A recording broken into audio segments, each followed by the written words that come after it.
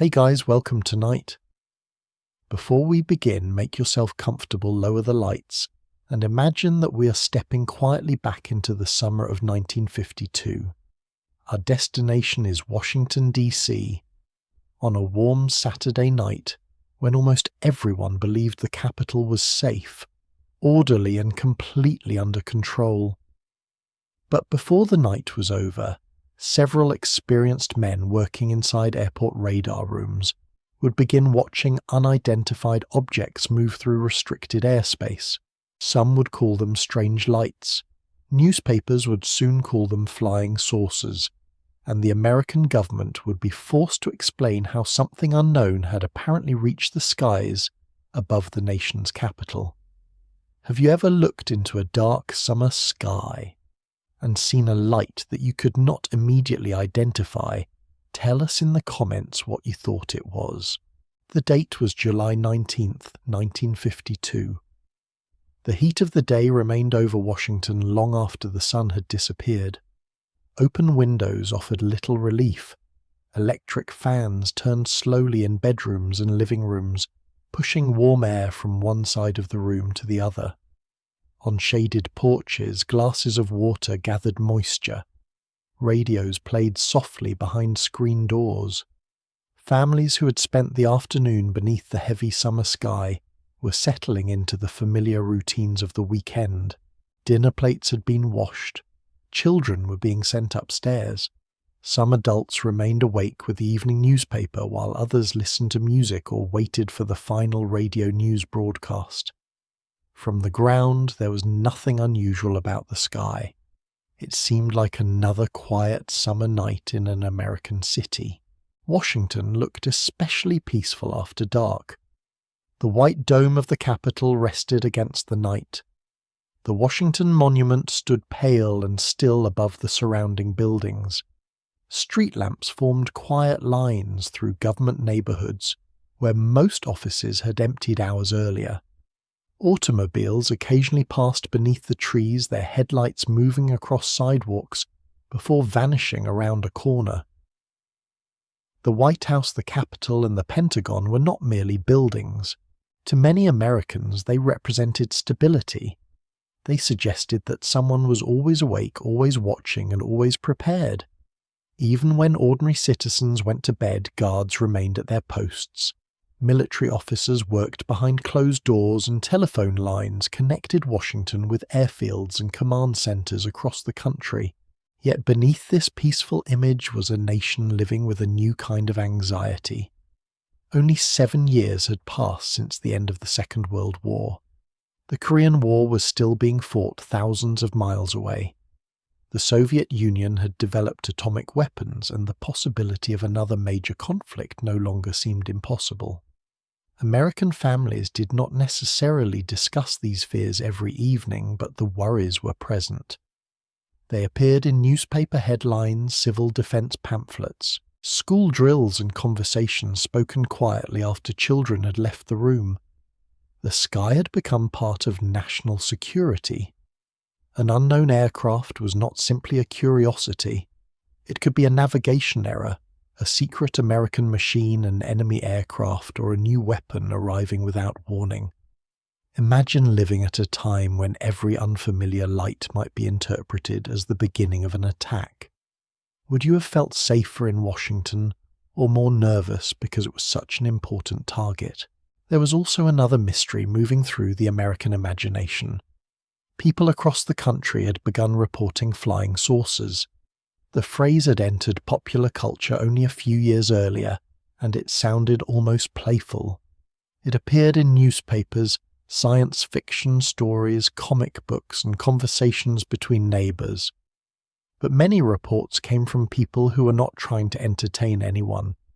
Pilots, police officers, military personnel, and ordinary citizens described unusual lights or objects moving across the sky. Some sightings were later connected to stars, meteors, weather balloons, aircraft, or unusual cloud conditions. Others remained uncertain. The United States Air Force had created programs to collect and investigate such reports, and by 1952, The work was being handled under the name Project Blue Book. Project Blue Book was not simply a search for visitors from another planet. Its investigators wanted to know whether strange sightings represented unfamiliar aircraft secret technology or a possible threat to national security. Their task required a delicate balance. Reports had to be investigated without encouraging public fear. Witnesses had to be questioned without making them feel foolish. Officials had to remain open to evidence while avoiding dramatic conclusions. There was an unspoken social rule surrounding the subject. A respectable person could report something strange, but only if the story was told calmly. A pilot might describe an unusual light, but hesitate to use the words flying saucer. A radar operator might record an unexplained target, but first inspect the machinery several times. Credibility depended not only on what someone had seen, but also on how carefully they described it. That rule was especially important in Washington. The capital was expected to appear calm even when the rest of the world felt uncertain. Government officials could admit that something was being investigated, but they were expected to reassure the public that there was no immediate danger. Military officers could discuss an unidentified object, but they could not casually suggest that the nation's defenses had failed. Newspaper reporters, meanwhile, understood that a story involving flying saucers over Washington could attract enormous attention. Everyone involved faced a quiet pressure. Controllers needed to report what they observed without appearing excitable. Pilots had to describe lights they could not explain without damaging their professional reputations. Officials had to provide answers before they fully understood what had happened. Have you ever stayed silent about something unusual because you worried other people would not believe you? That fear shaped many UFO reports during the 1950s. Across the Potomac River, Washington National Airport remained active as the city settled into sleep. The terminal reflected the clean, confident style of early post-war air travel. Propeller-driven passenger aircraft waited beneath bright lamps. Mechanics, baggage handlers, pilots, and controllers continued the final duties of the evening. Air travel still carried a sense of elegance and modern possibility, but behind that public image was a careful system of rules. Pilots reported their positions. Controllers assigned routes and altitudes. Military and civilian facilities shared information when necessary. Every aircraft moving through the area was expected to have a name, a flight plan, and a reason for being there. Inside the radar room, the night was measured through radio calls and glowing marks on electronic screens. The equipment allowed controllers to follow aircraft they could not see through the windows. Radar was advanced technology for the time, but it was not perfect. Experienced operators knew that weather conditions, birds, ground objects, atmospheric effects, and equipment problems could sometimes produce confusing signals. They did not immediately assume that every unusual mark represented a solid aircraft. When something unexpected appeared, the responsible response was to check the system, compare information, and look for confirmation from another station. Normal aircraft behaved in familiar ways. They followed recognized routes, moved at understandable speeds, and answered when controllers contacted them. Near midnight, the control room was quiet but alert. The equipment cast a dim glow across the faces of the men working the late shift. The air likely carried the familiar mixture of warm machinery, cigarette smoke, and the tired stillness that arrives after hours of routine work. Voices remained controlled. There was no reason for urgency. Outside, the Potomac reflected scattered lights, and the monuments of Washington remained motionless beneath the dark sky. Then a radar controller noticed several marks in locations where no known aircraft were expected to be. At first, they were simply unidentified signals. There was no alarm, no dramatic announcement, and no sudden panic. Someone merely looked at the screen and realized that the picture did not match the traffic that was supposed to be there. The marks seemed different from ordinary aircraft. Some appeared to move slowly before suddenly changing position. Others seemed to disappear and return. The operators checked the equipment because that was the sensible thing to do. They compared the unidentified targets with known flights and examined whether the signals might have been caused by a technical problem. But the strange marks remained. Information was shared with another control facility, and controllers began asking pilots in the area whether they could see anything unusual outside their cockpit windows. Soon reports of unexplained lights would begin to accompany the radar observations. What had started as a few glowing marks on a screen was becoming harder to dismiss as a simple malfunction. Most people sleeping in Washington knew nothing about what was unfolding above them. Families rested behind open windows. Night workers drove along nearly empty roads. Radios played quietly in darkened rooms. The monuments continued to stand beneath what appeared to be an empty sky.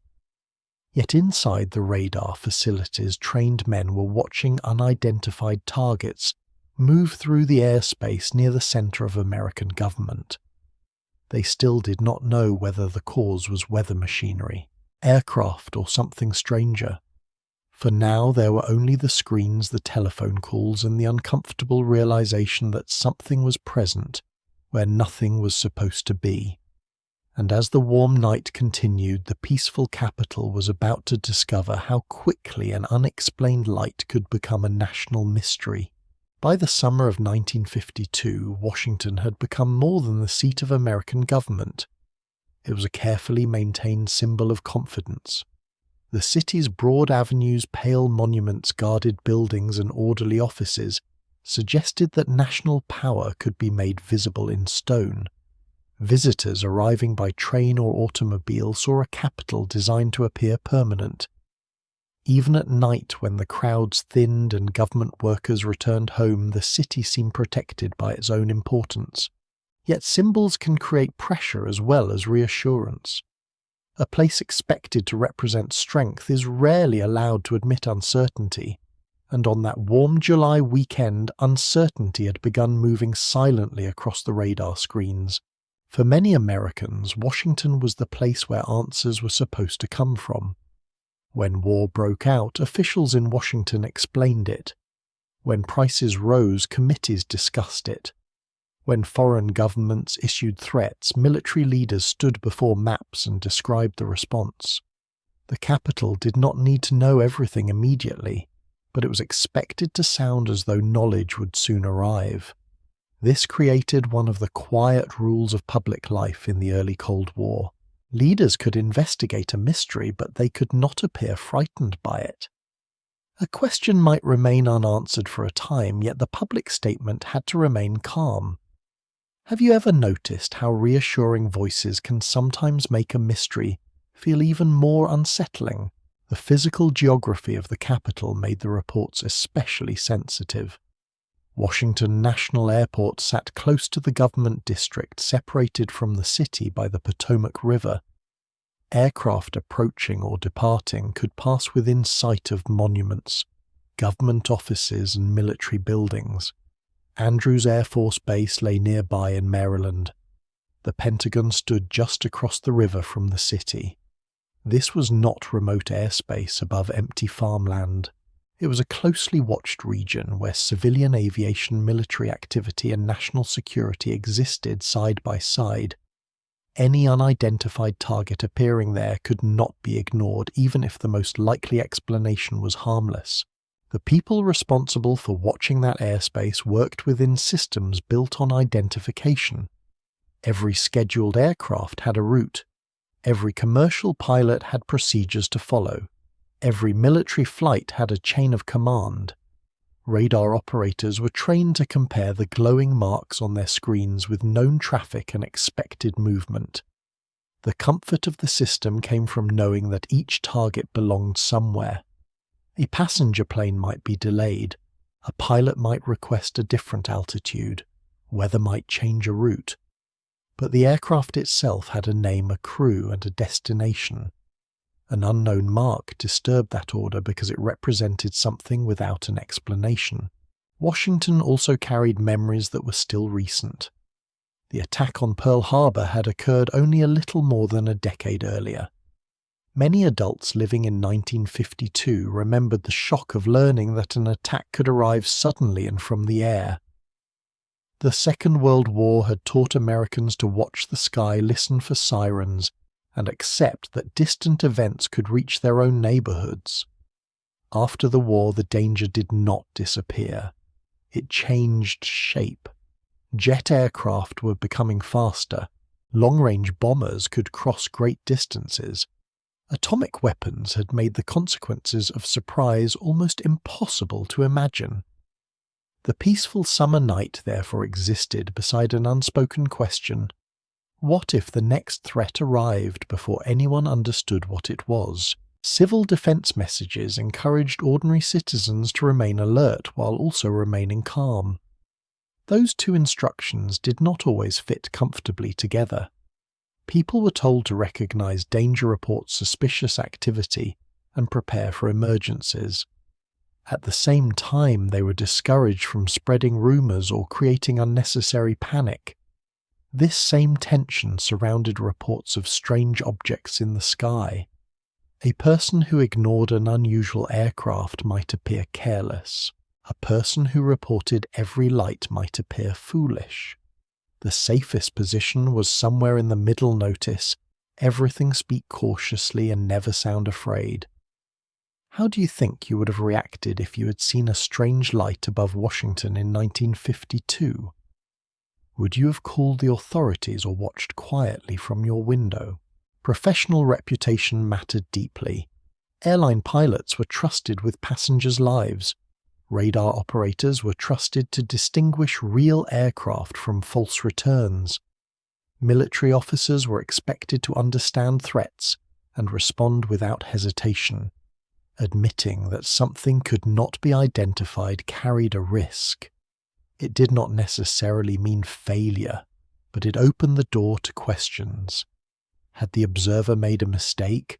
Was the equipment unreliable? Had imagination influenced the report? The people working that night therefore had every reason to search first for ordinary explanations. Their caution was not evidence that nothing happened. It was part of the professional culture in which they worked. Beyond the official buildings, Washington was also an ordinary American city. Families lived in row houses, apartments, and growing suburban neighborhoods. Grocery stores closed for the night. Restaurants cleaned their counters. Taxi drivers waited for late passengers. Hospital staff changed shifts while hotel clerks watched quiet lobbies. Many residents worked for the government, but most experienced national power through routine paperwork rather than secret meetings. They typed letters, filed records, answered telephones, and carried identification badges into office buildings each morning. The capital's strength depended on thousands of ordinary people performing small tasks correctly day after day. That dependence on routine made the unidentified radar targets more disturbing. A mystery above Washington did not have to cause visible destruction to challenge the city's image. It only had to resist the normal process of identification. If controllers could not name the targets, pilots could not easily see them, and military aircraft could not immediately reach them, then the system appeared briefly incomplete. The public did not yet know this, but the men inside the control facilities were confronting a situation that seemed to move just beyond their procedures. Each time the targets appeared, the question became a little harder to dismiss. The darkness outside offered few answers. A radar screen reduced the sky to movement and position. It did not reveal shape, color, intention, or origin. A target could be real without being clearly understood. It could also be produced by conditions within the atmosphere or equipment itself. Controllers had to work between these possibilities. They could not simply declare that solid objects were flying above the capital, but neither could they ignore repeated signals. so they watched, compared, telephoned, and waited. In many historical mysteries, the most important moments are not loud. They are the quiet minutes when trained people begin realizing that familiar explanations are no longer arriving as quickly as expected. The city's symbolic importance would soon change a local aviation mystery into a national story. Had the same radar returns appeared above a sparsely populated area, they might have received only a short report. Above Washington, every detail carried greater weight. The White House was nearby. Congress was nearby. Military headquarters were nearby. Newspaper editors understood the power of placing the words "flying saucers" beside the name of the capital. Government officials understood it too. Once the story became public, they would need to explain not only what had happened, but whether the nation had ever been in danger. For the moment, however, Washington still looked untouchable. The monuments remained illuminated. Guards continued their rounds. The streets grew quieter, and the warm air settled over the river. Nothing visible announced that the city's carefully protected image had begun to crack. Only a small group of people working through the night could see the unidentified marks moving across their screens. They were still doing what professionals were expected to do, checking the equipment, comparing reports, and keeping their voices steady. But beneath that calm procedure was a new and uncomfortable thought.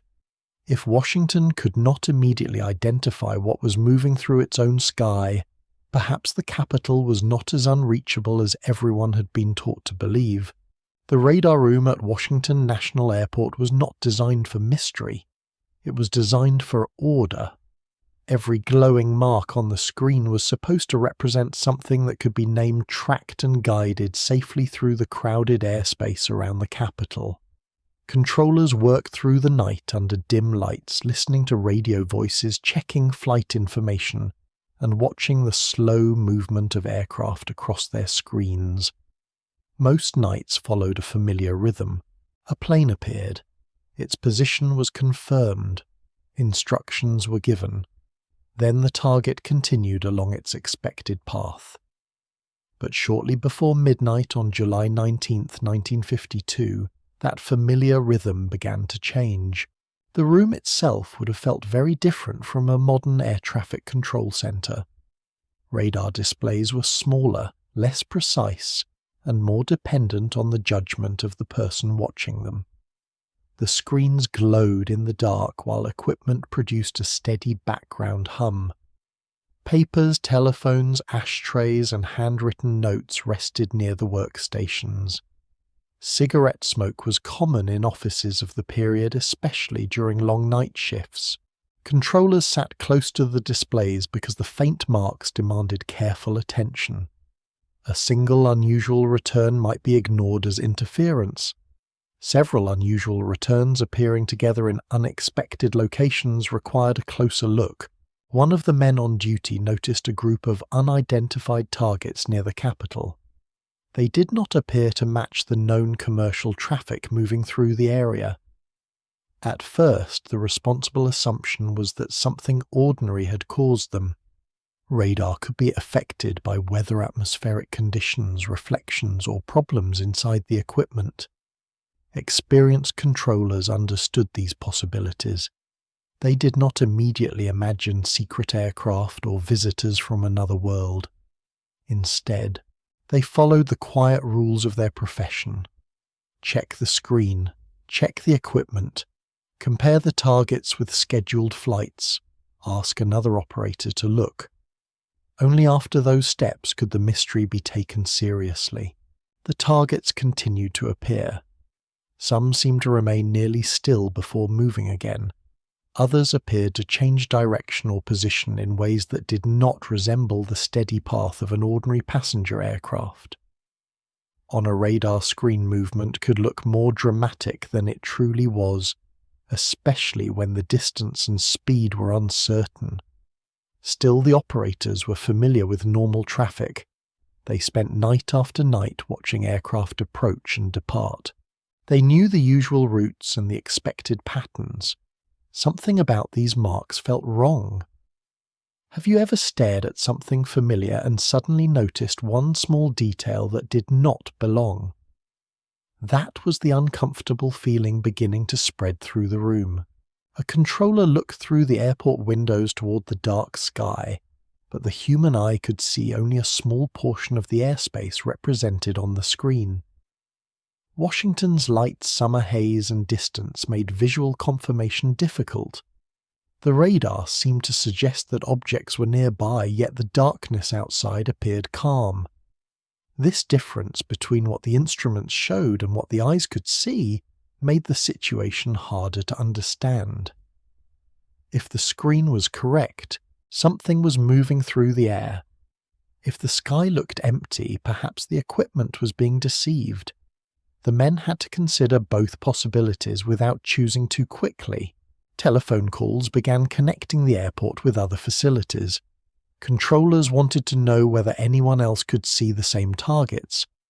Confirmation from a separate radar system would make a simple malfunction less likely. Andrews Air Force Base, located nearby in Maryland, became part of the conversation. Reports from more than one location did not answer the mystery, but they made it more difficult to dismiss. The operators remained professional, passing information in short, careful sentences. No one wanted to create unnecessary alarm, yet each additional report suggested that the problem might exist beyond a single screen. Commercial pilots flying in the region were also asked to watch for unusual lights. A pilot offered something radar could not provide a view from inside the sky itself. Some crews reported seeing lights in the distance, though visual observations at night were difficult to judge. A light could appear close while actually being many miles away. It could seem to move when the observing aircraft changed direction. Stars, reflections, and other planes could create confusion, but when pilots and radar operators reported unusual activity at roughly the same time, the situation became more serious.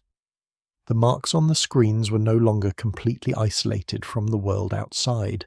Inside the radar room, every new observation increased the quiet pressure. The controllers were not only responsible for identifying unusual targets, they were also responsible for protecting the normal aircraft already in the area. Passenger planes still needed guidance. Pilots still needed instructions. Routine work could not stop simply because something strange had appeared. This is easy to forget when historical events are retold dramatically. Most mysteries unfold beside ordinary responsibilities. A telephone rings. A flight requests permission to descend. Someone writes down a time. Another controller continues watching the unknown marks while his colleague guides a real aircraft toward the runway. There was also the question of language. What should the operators call the targets? The words mattered. Calling them aircraft suggested that solid machines had been detected. Calling them radar returns was more cautious. Calling them flying saucers would have sounded dramatic and possibly unprofessional. In the early 1950s, a person's choice of words could determine whether a report was treated seriously or dismissed as imagination, so the men described what they could defend: unidentified targets, unusual lights, objects that did not match known traffic. The mystery remained inside these careful phrases. As the night continued, some of the targets seemed to disappear from the screens. Then they returned. At moments they appeared to move away when aircraft approached. Later accounts would make these movements sound almost intelligent, as though the objects understood when they were being pursued. But inside the room the controllers could not know intention. They could only observe position disappearance and return. Radar did not reveal whether an object was hiding, turning fading, or never physically present at all. The screen provided information, but it also created new questions. Imagine yourself sitting in that dim room.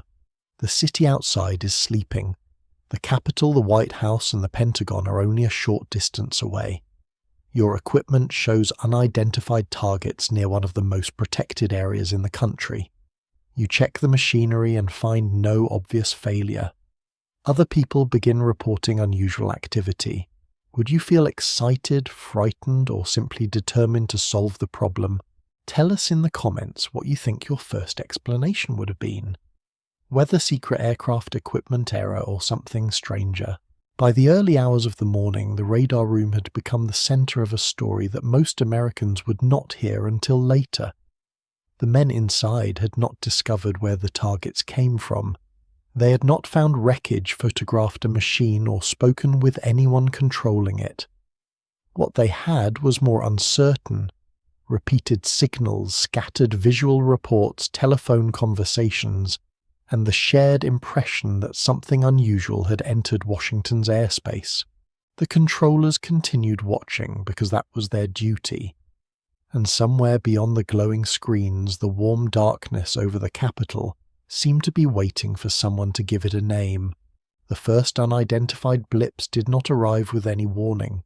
They simply appeared among the familiar marks on the radar screen where each signal was expected to belong to a known aircraft.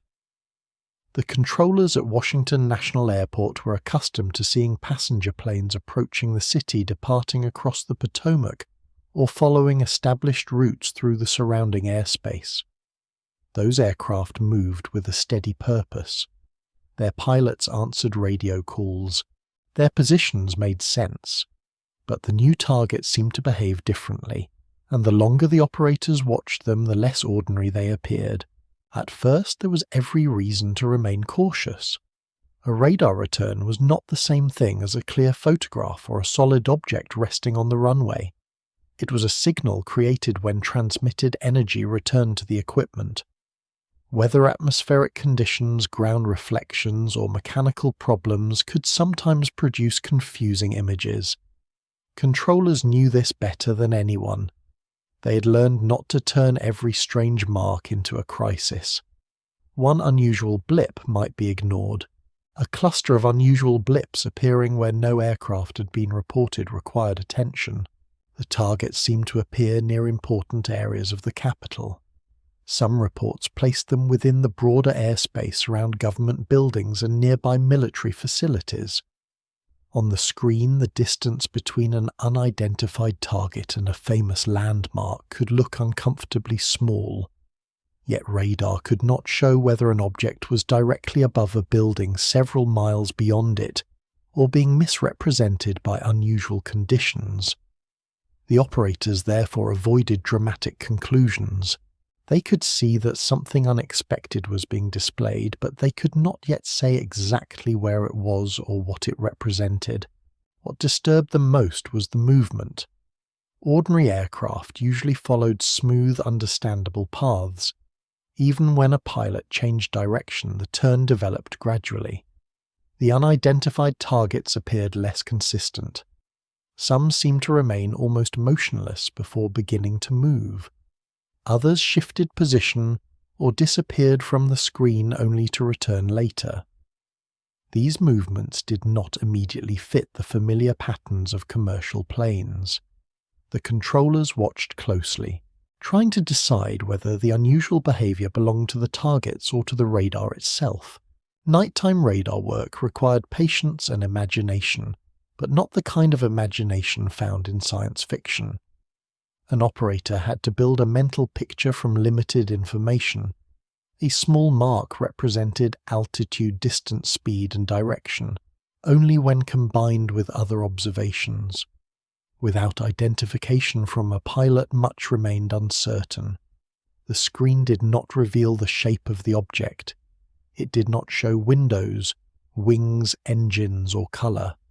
It certainly did not reveal intention.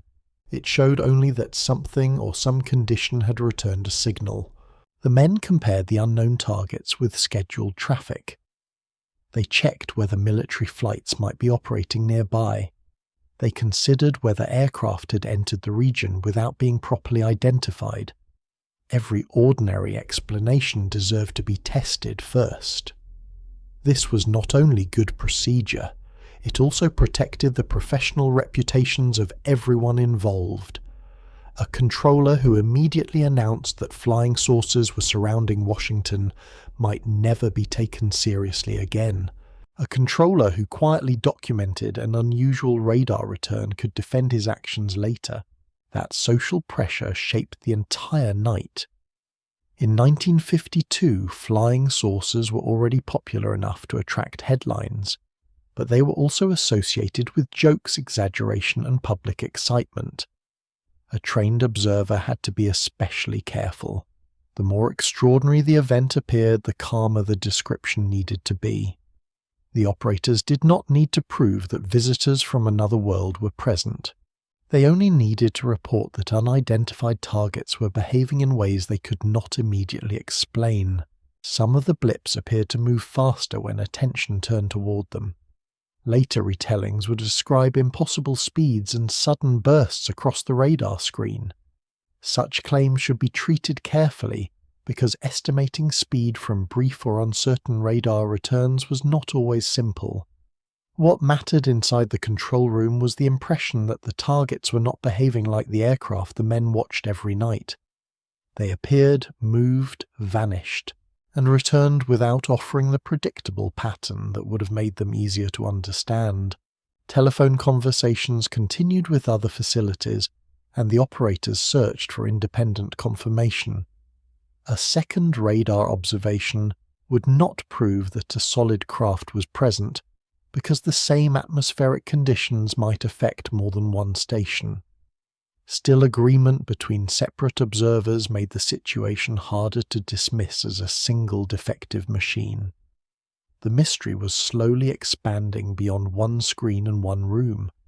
Each call added another small piece, but none of the pieces formed a complete picture.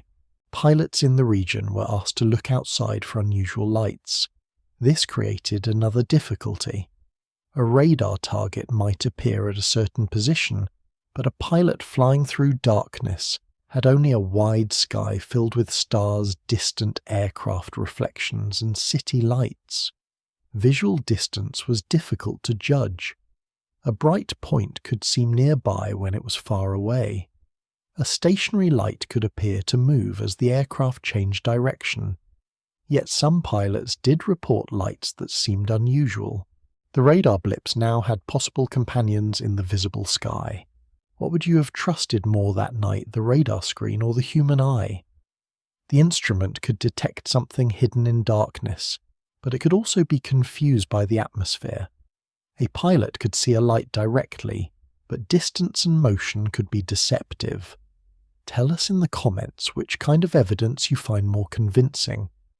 Perhaps the real discomfort came from the fact that neither source was perfect, yet both seemed to suggest that something unusual was happening. The unidentified blips continued their strange dance across the screens while Washington slept beneath them. No one in the radar room could say with certainty that they were aircraft weather effects or something more mysterious. The men could only watch record compare and wait for a clearer answer. But soon the story would move beyond the instruments. Pilots looking through cockpit glass would begin describing lights in the darkness, and the mystery above the Capitol would become something that could no longer be contained inside a radar room. For the pilots flying through the warm darkness above Washington, the night sky was normally a familiar workplace. They knew the appearance of distant aircraft, the steady glow of navigation lights, and the way stars could shift against the cockpit windows as a plane changed direction. They also understood how easily the eye could be misled at night. Distance became difficult to judge. A light that seemed nearby might be many miles away. Yet on the night of July 19, 1952, some pilots were asked to look for something that the controllers below could see only as unidentified marks on radar screens. The request came through ordinary radio channels. Controllers did not announce that flying saucers had arrived above the Capitol. They asked pilots whether they could see unusual lights in certain parts of the sky. The language remained careful because no one yet knew what the radar targets represented. A pilot receiving such a question still had passengers' instruments, weather, altitude, and navigation to manage. Looking for a mysterious light could not interfere with the safe operation of the aircraft. Even during a strange event, routine responsibilities always came first. Some pilots reported seeing nothing unusual.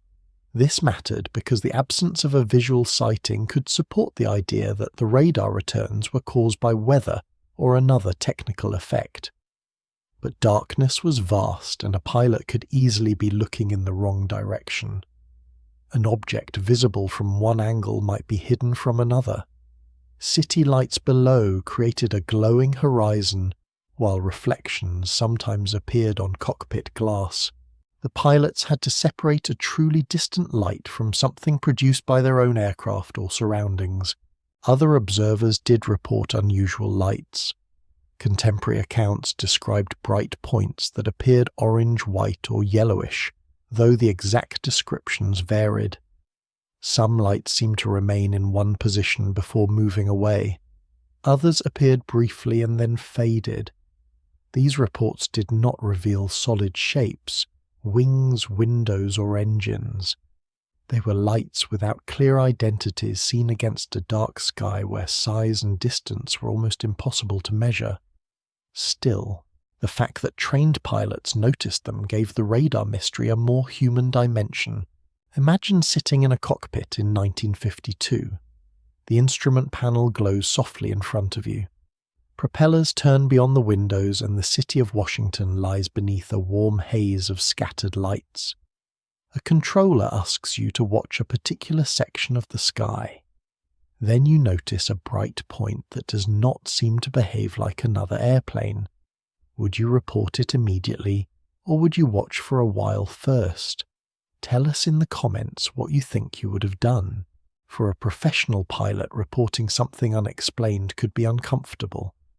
Pilots were expected to be reliable observers, but they were also expected to remain practical. A strange light report might lead to questions from employers, government investigators, newspaper reporters, or fellow crew members. If the object later proved to be a star or another aircraft, the witness might feel embarrassed. This created a quiet pressure to speak only when the observation seemed strong enough to defend. The pilots therefore tended to describe what they saw without claiming to know what it was. They might report a bright light, a movement, or a position relative to their aircraft. They could estimate direction, but distance remained uncertain. They could say that a light seemed to accelerate, but their own motion might have changed the appearance. This careful language was not weakness. It was the language of people who understood the limits of observation. Radar operators faced similar uncertainty. When a pilot reported a light near the location of an unidentified radar target, the two pieces of evidence appeared to support each other. Yet perfect coordination was difficult. The radar display showed a position at a particular moment. The pilot saw a light from a moving aircraft. Telephone and radio reports took time. By the time someone compared the information, the target might have disappeared. The evidence came in fragments rather than one clear synchronized picture. Some later versions of the story suggested that the lights followed aircraft or escaped whenever pilots approached. These dramatic descriptions helped transform the Washington incident into a lasting UFO legend. But at the time, the people involved could not know whether the movement was intentional. A light might disappear because it dimmed, moved behind haze, or was lost against the city. A radar return might fade because atmospheric conditions changed. What felt like pursuit and escape could also have been a series of uncertain observations. Even so, the combined reports were difficult to ignore. A radar malfunction could explain marks on one screen. A mistaken visual observation could explain one light. But when controllers, radar technicians, and pilots all reported unusual activity during the same period, the event seemed to demand a more serious investigation. It did not prove that extraordinary craft were present. It did mean that several experienced people had encountered something they could not quickly identify. Which testimony would persuade you most? A pilot who saw a light, a controller who tracked a target, or two independent reports that seemed to occur together? Leave your answer in the comments, because this is one of the central questions of the Washington sightings. Historical mysteries often remain powerful not because the evidence is absent, but because several imperfect forms of evidence point in the same direction without forming a complete answer. As the night continued, the pilots returned to their routes and the controllers continued watching their screens. Passenger aircraft still crossed the darkness, carrying people who may never have known that unusual lights were being discussed over the radio. Below them, Washington remained quiet. But the mystery had now moved beyond electronic blips. Human eyes had seen something in the sky, and the people who saw it would soon face another challenge: how to describe an impossible-looking event without being treated as though they had imagined it. In 1952, reporting something impossible required more than courage. It required careful language. A witness could describe a strange light, an unidentified target, or an unusual movement in the sky, but the moment he called it a flying saucer, the story changed. The phrase carried excitement, fear, and ridicule all at once. It could bring newspaper reporters to the door, but it could also make colleagues smile quietly when the witness entered a room. For pilots, radar operators, police officers, and military personnel, the greatest risk was not always the object itself. Sometimes the greater risk was being remembered as the person who claimed to have seen it. The first unspoken rule was simple: check everything ordinary before mentioning anything extraordinary. A pilot examined the cockpit glass for reflections. A radar operator checked the equipment. A person standing outdoors searched for aircraft lights, stars, meteors, or distant searchlights. Respectable witnesses were expected to prove that they had doubted themselves. They needed to show that they had considered every familiar explanation before allowing the unfamiliar one to remain. This process protected the investigation, but it also protected the witness from embarrassment. In a culture that valued confidence and self-control, uncertainty had to be presented carefully. The second rule was to describe only what could be defended. A witness might say, "I saw a bright orange light moving toward the east." That statement contained color, direction, and movement. It did not claim that the light came from another planet. A radar controller might report an unidentified return at a certain location without calling it a spacecraft. Pilots were encouraged to provide time, altitude, direction, and apparent speed. The fewer dramatic conclusions a person offered, the more seriously the basic observation might be treated. The mystery had to remain inside the details. This created a strange difficulty. The more unusual the event seemed, the less emotional the witness was expected to sound. A trembling voice could be interpreted as panic. Excitement could be mistaken for imagination. Anger might suggest that the witness wanted attention. The ideal observer was calm, precise, and almost detached even when describing something that had disturbed him deeply. Have you ever tried to tell someone about an experience that frightened you while pretending that it did not? Tell us in the comments whether you think calm witnesses are always more believable than emotional ones.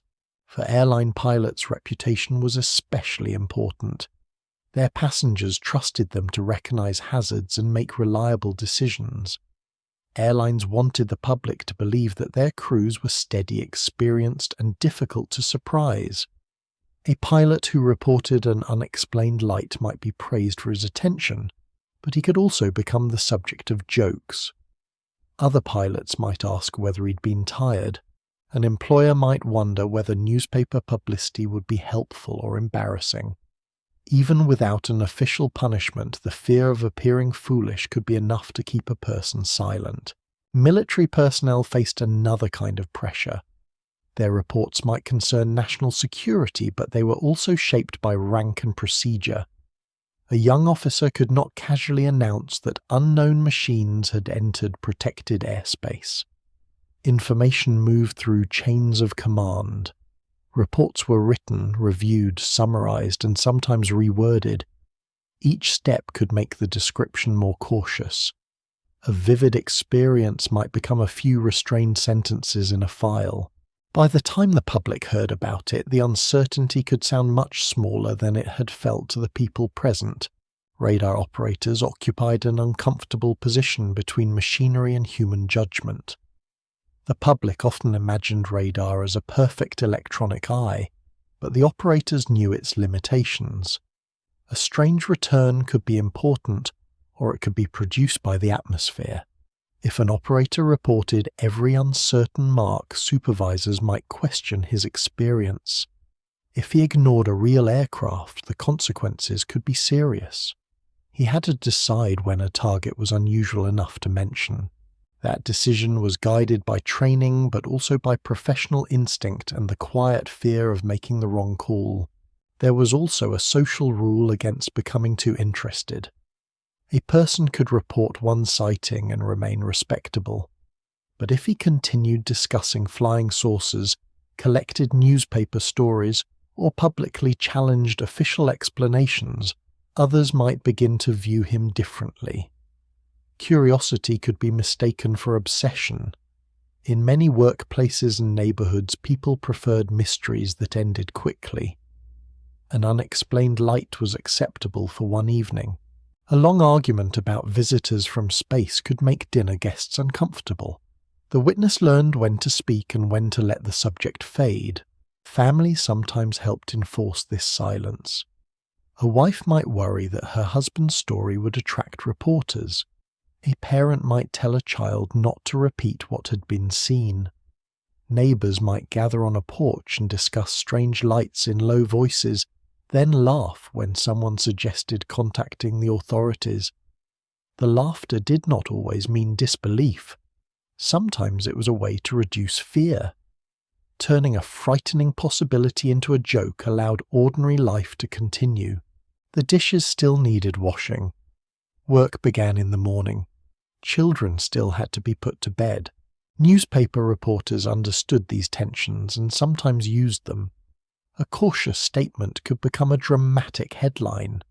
An unidentified light might be transformed into a saucer invading the capital. Witnesses who had carefully avoided speculation could find their names beside illustrations of futuristic machines. This made some people even more reluctant to speak. They could control their own words, but not always the story printed the next morning.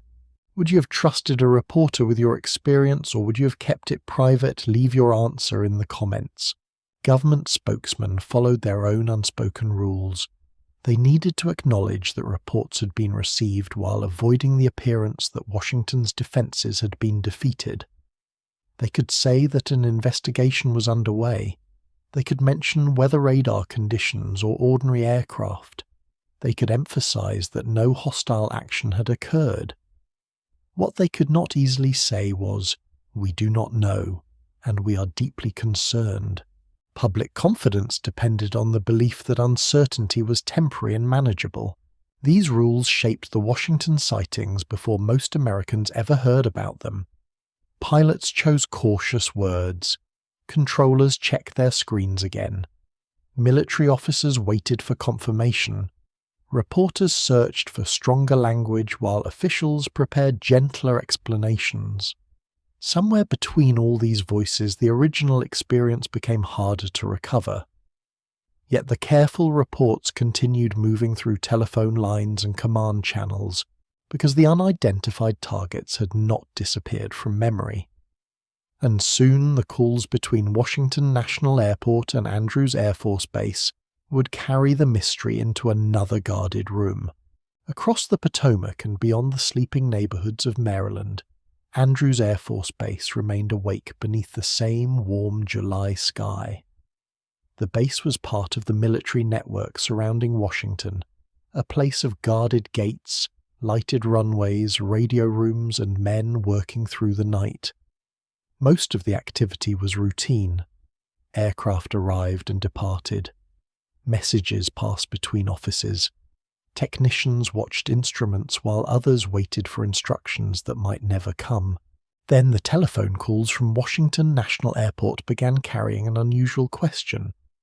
Were the men at Andrews seeing anything strange in the sky? The question itself was carefully phrased. No one needed to announce that flying saucers were approaching the capital.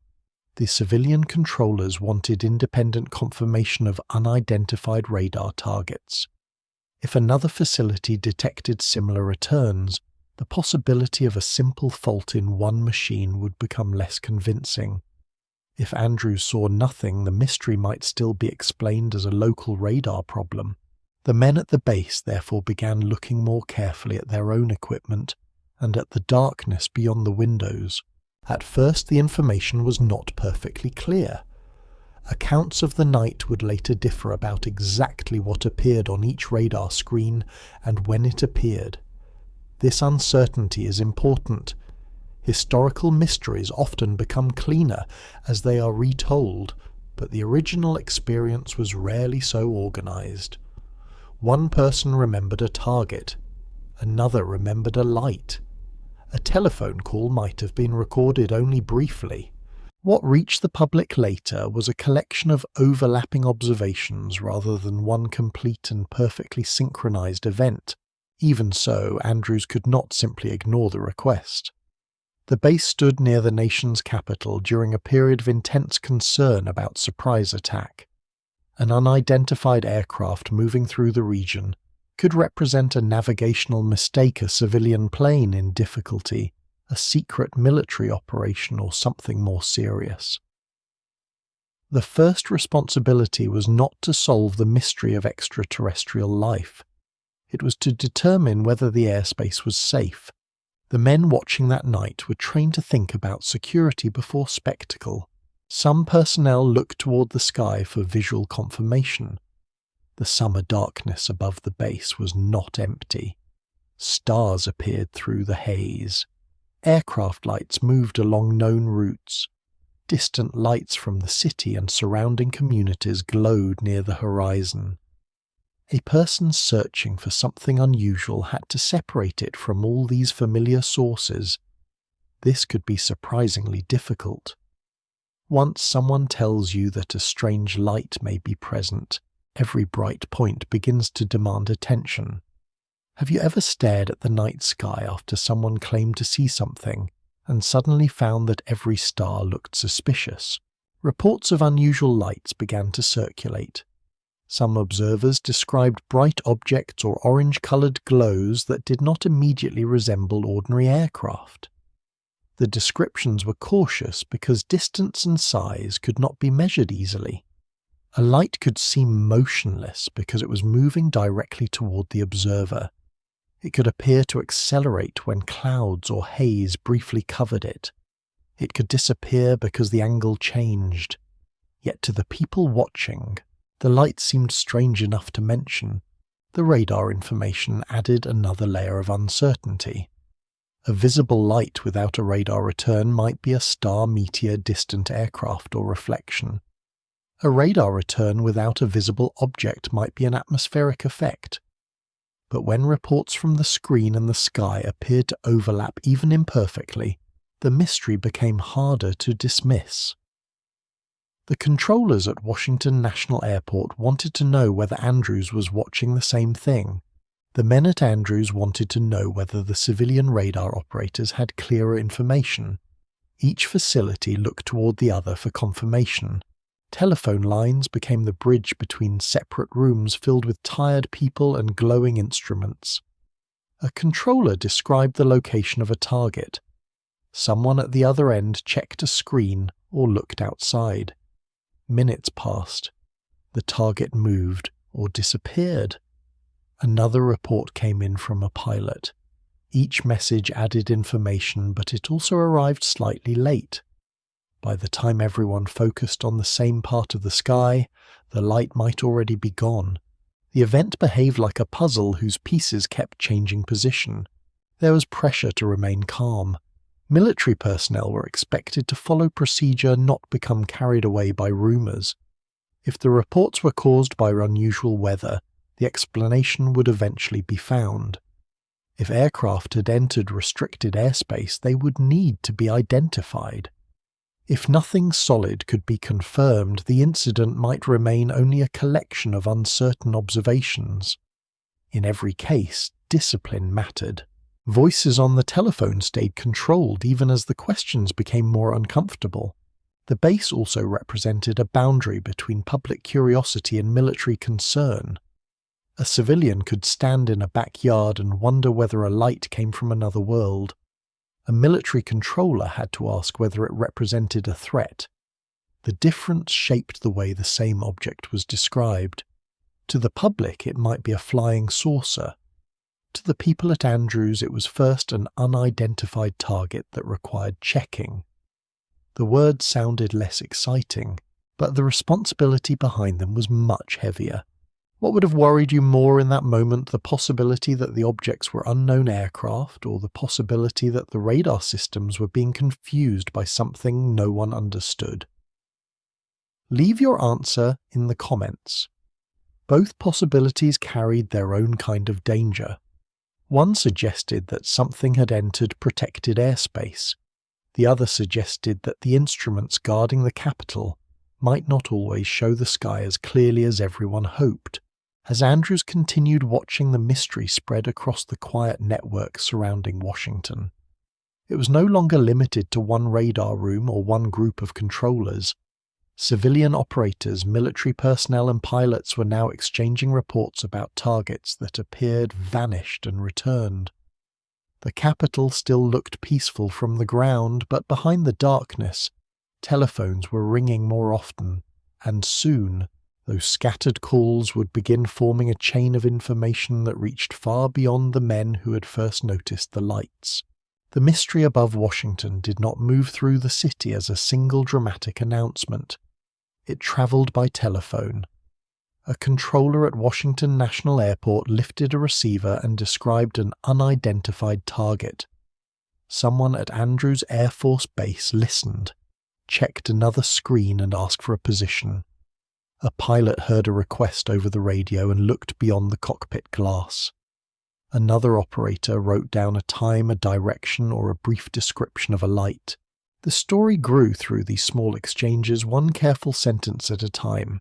In 1952, communication between civilian and military facilities depended heavily on human voices. There were no shared digital displays allowing everyone to watch the same picture at once. Each radar room had its own equipment, its own view of the airspace, and its own people interpreting what they saw. A target visible at one station might not appear clearly at another.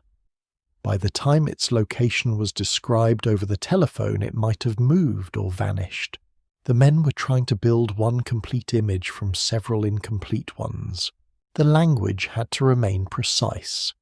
A controller might say that a target appeared several miles from a known landmark moving in a certain direction. A military operator might ask whether the return was steady, weak, or intermittent. Pilots were asked whether they could see a light near a reported position. Every question was meant to reduce uncertainty, yet the answers often created new uncertainty. One observer saw a light, another saw nothing. One radar screen showed a target clearly, another offered only a weak or temporary return. This was not unusual in ordinary aviation work. Information often arrived in fragments, especially at night. What made this situation different was the location and behavior of the unidentified targets. They appeared near the Capitol, where unknown aircraft could not be treated casually. They also seemed difficult to follow. A controller might report a target only to watch it disappear before another facility could confirm it. Then a new mark would appear somewhere else. The men kept calling because each disappearance made the need for confirmation more urgent. Imagine the sound of those rooms. A telephone rings beside a glowing radar screen. A controller speaks in a low, controlled voice. Paper shifts beneath a hand holding a pencil. In another building, someone repeats the information to a colleague who leans closer to the equipment. Outside, the sky remains silent. The public sees nothing unusual, But within the communication network, the night is becoming crowded with questions. Have you ever received a phone call that changed the feeling of an otherwise ordinary evening? Tell us in the comments what made that moment stay in your memory. The pilots became moving witnesses inside the mystery. Controllers could guide them toward the general area of a radar return, but the pilots still had to search a vast darkness filled with familiar lights. They were not flying modern aircraft with the advanced displays available today. Their view depended largely on the cockpit windows, their own experience, and the instructions coming through the radio. A pilot might turn toward a reported target and see nothing. Another might notice a bright light only to lose it moments later. When a pilot reported a light, the information returned to the controllers below. They compared the direction of the sighting with the radar picture. Sometimes the details seemed to agree.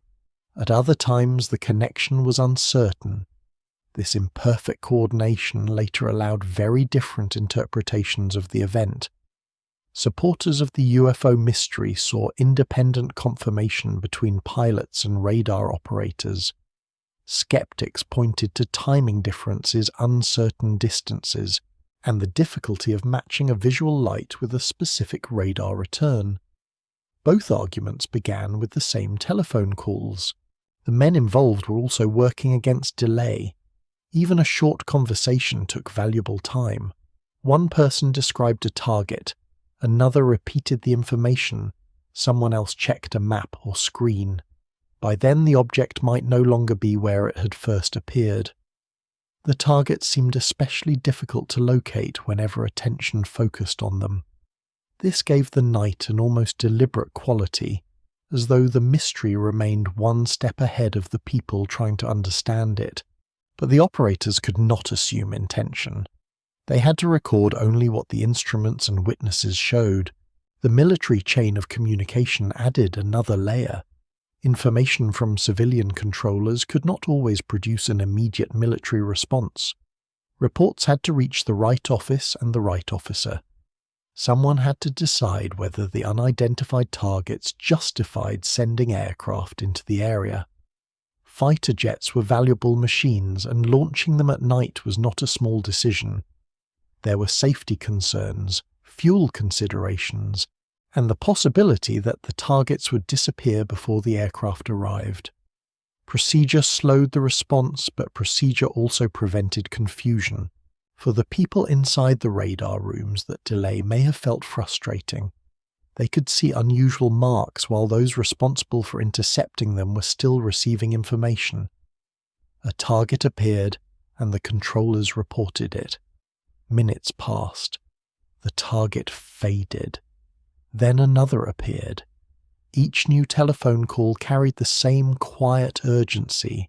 Something was still happening, but no one had yet been able to reach it.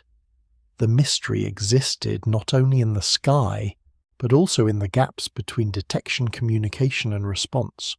Would you have trusted the reports more because several groups were involved, or less because the information passed through so many voices before reaching the public? Leave your thoughts in the comments. A chain of witnesses can strengthen a story, but it can also change it. Small details may be misunderstood, shortened, or remembered differently. By morning, the event would already exist in several versions, each shaped by what one person had heard from another. Through the early hours, the calls continued between controllers, pilots, and military personnel. No single person possessed the entire story. One man knew what appeared on a radar screen. Another knew what a pilot had reported. Someone else knew when the military had been notified. Together they formed a restless network around the sleeping capital, and as the unidentified targets continued to appear and vanish, the question slowly changed. It was no longer only whether something unusual was in the sky. It was whether fighter aircraft could reach it before it disappeared again. By the time the decision was made to send fighter jets toward Washington, the unidentified targets had already been appearing and disappearing for hours. Controllers had watched them drift into unexpected positions, pause, vanish, and return somewhere else. Pilots had reported strange lights beyond their cockpit windows. Telephone calls had connected civilian radar rooms with military facilities, yet no one had produced a clear explanation. The next step seemed unavoidable. If something unknown was truly moving through the airspace near the capital military, pilots would have to go up and search for it directly. Launching fighter aircraft into the darkness was not as simple as pressing a button. Reports had to travel through the chain of command. Officers had to decide whether the targets justified an interception. Crews had to prepare, engines had to be started, and instructions had to be passed to the pilots. Every minute mattered because the radar returns did not remain still for long. A controller might be watching several unusual marks when the request was made, only to see them fade before the jets were fully airborne. The military response followed procedure, but the mystery did not seem interested in waiting. When the fighters finally climbed into the summer night, the pilots entered a sky that looked far emptier than the radar screen suggested. Below them, Washington was a scattered field of lights. The monuments were pale shapes in the darkness, while roads and neighborhoods formed glowing lines beneath the haze. From the cockpit there were stars above city lights below, and distant aircraft moving along recognized routes.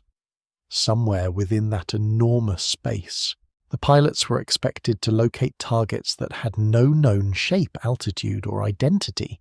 Controllers attempted to guide the fighters toward the unidentified returns. Directions were passed through radio channels. Turn toward this position. Search that section of sky. Watch for a light ahead or to one side. But the information was always slightly behind the event. Radar showed where a target had been moments earlier. By the time a pilot reached the location, the return might have moved, weakened, or disappeared completely. It was like searching for a stranger in a dark room while someone outside tried to describe footsteps that had already stopped. The pilots looked beyond their cockpit glass for anything that did not belong. A distant light could be another aircraft, a star near the horizon, or a reflection from the instruments inside the cockpit. At night, even experienced aviators could find movement difficult to judge. A light might appear to race away when the fighter changed direction. It might seem motionless because both observer and object were moving along similar paths. The pilots knew these visual traps, so they could not treat every bright point as the target they had been sent to find. Some accounts suggested that unusual lights were briefly seen while other searches produced nothing at all. No solid object settled into view. No unfamiliar aircraft flew alongside the fighters. There was no clear silhouette against the sky, and no machine that could be followed back to a runway. The pilots entered the reported area, searched carefully, and found only the warm darkness. Yet once they moved away, unidentified returns sometimes appeared again on the radar screens below. This timing would become one of the most memorable details of the entire Washington mystery. To the controllers, the pattern could seem almost deliberate. The targets appeared while the fighters were distant, vanished as the aircraft approached, and sometimes returned after the jets left the area. Later storytellers would describe this as evidence that the objects were watching the military response and avoiding interception. But the people involved that night could not know this. A fading radar return might have been caused by changing atmospheric conditions. A target might have moved outside the radar's ability to track it. The apparent escape could have been intelligent behavior, or only the way uncertain signals appeared and disappeared. Still, imagine how unsettling the sequence must have felt. Trained military pilots were in the sky. Controllers were watching the screens. The capital's defenses had responded. Yet the objects remained beyond reach, present enough to cause concern but never clear enough to be confronted. Have you ever searched for something you were certain was nearby, only for every sign of it to disappear when you approached? Tell us in the comments whether that would make you doubt the evidence or believe the mystery was somehow avoiding you. Inside the fighters, the pilots had little time for dramatic speculation. They had to monitor fuel altitude instruments and communications while flying at night near busy civilian airspace. Their aircraft were fast, but speed was useful only when there was a clear destination. Chasing an uncertain radar position could quickly become dangerous.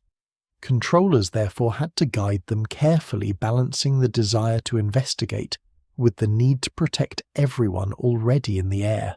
Even an extraordinary search remained governed by ordinary safety rules.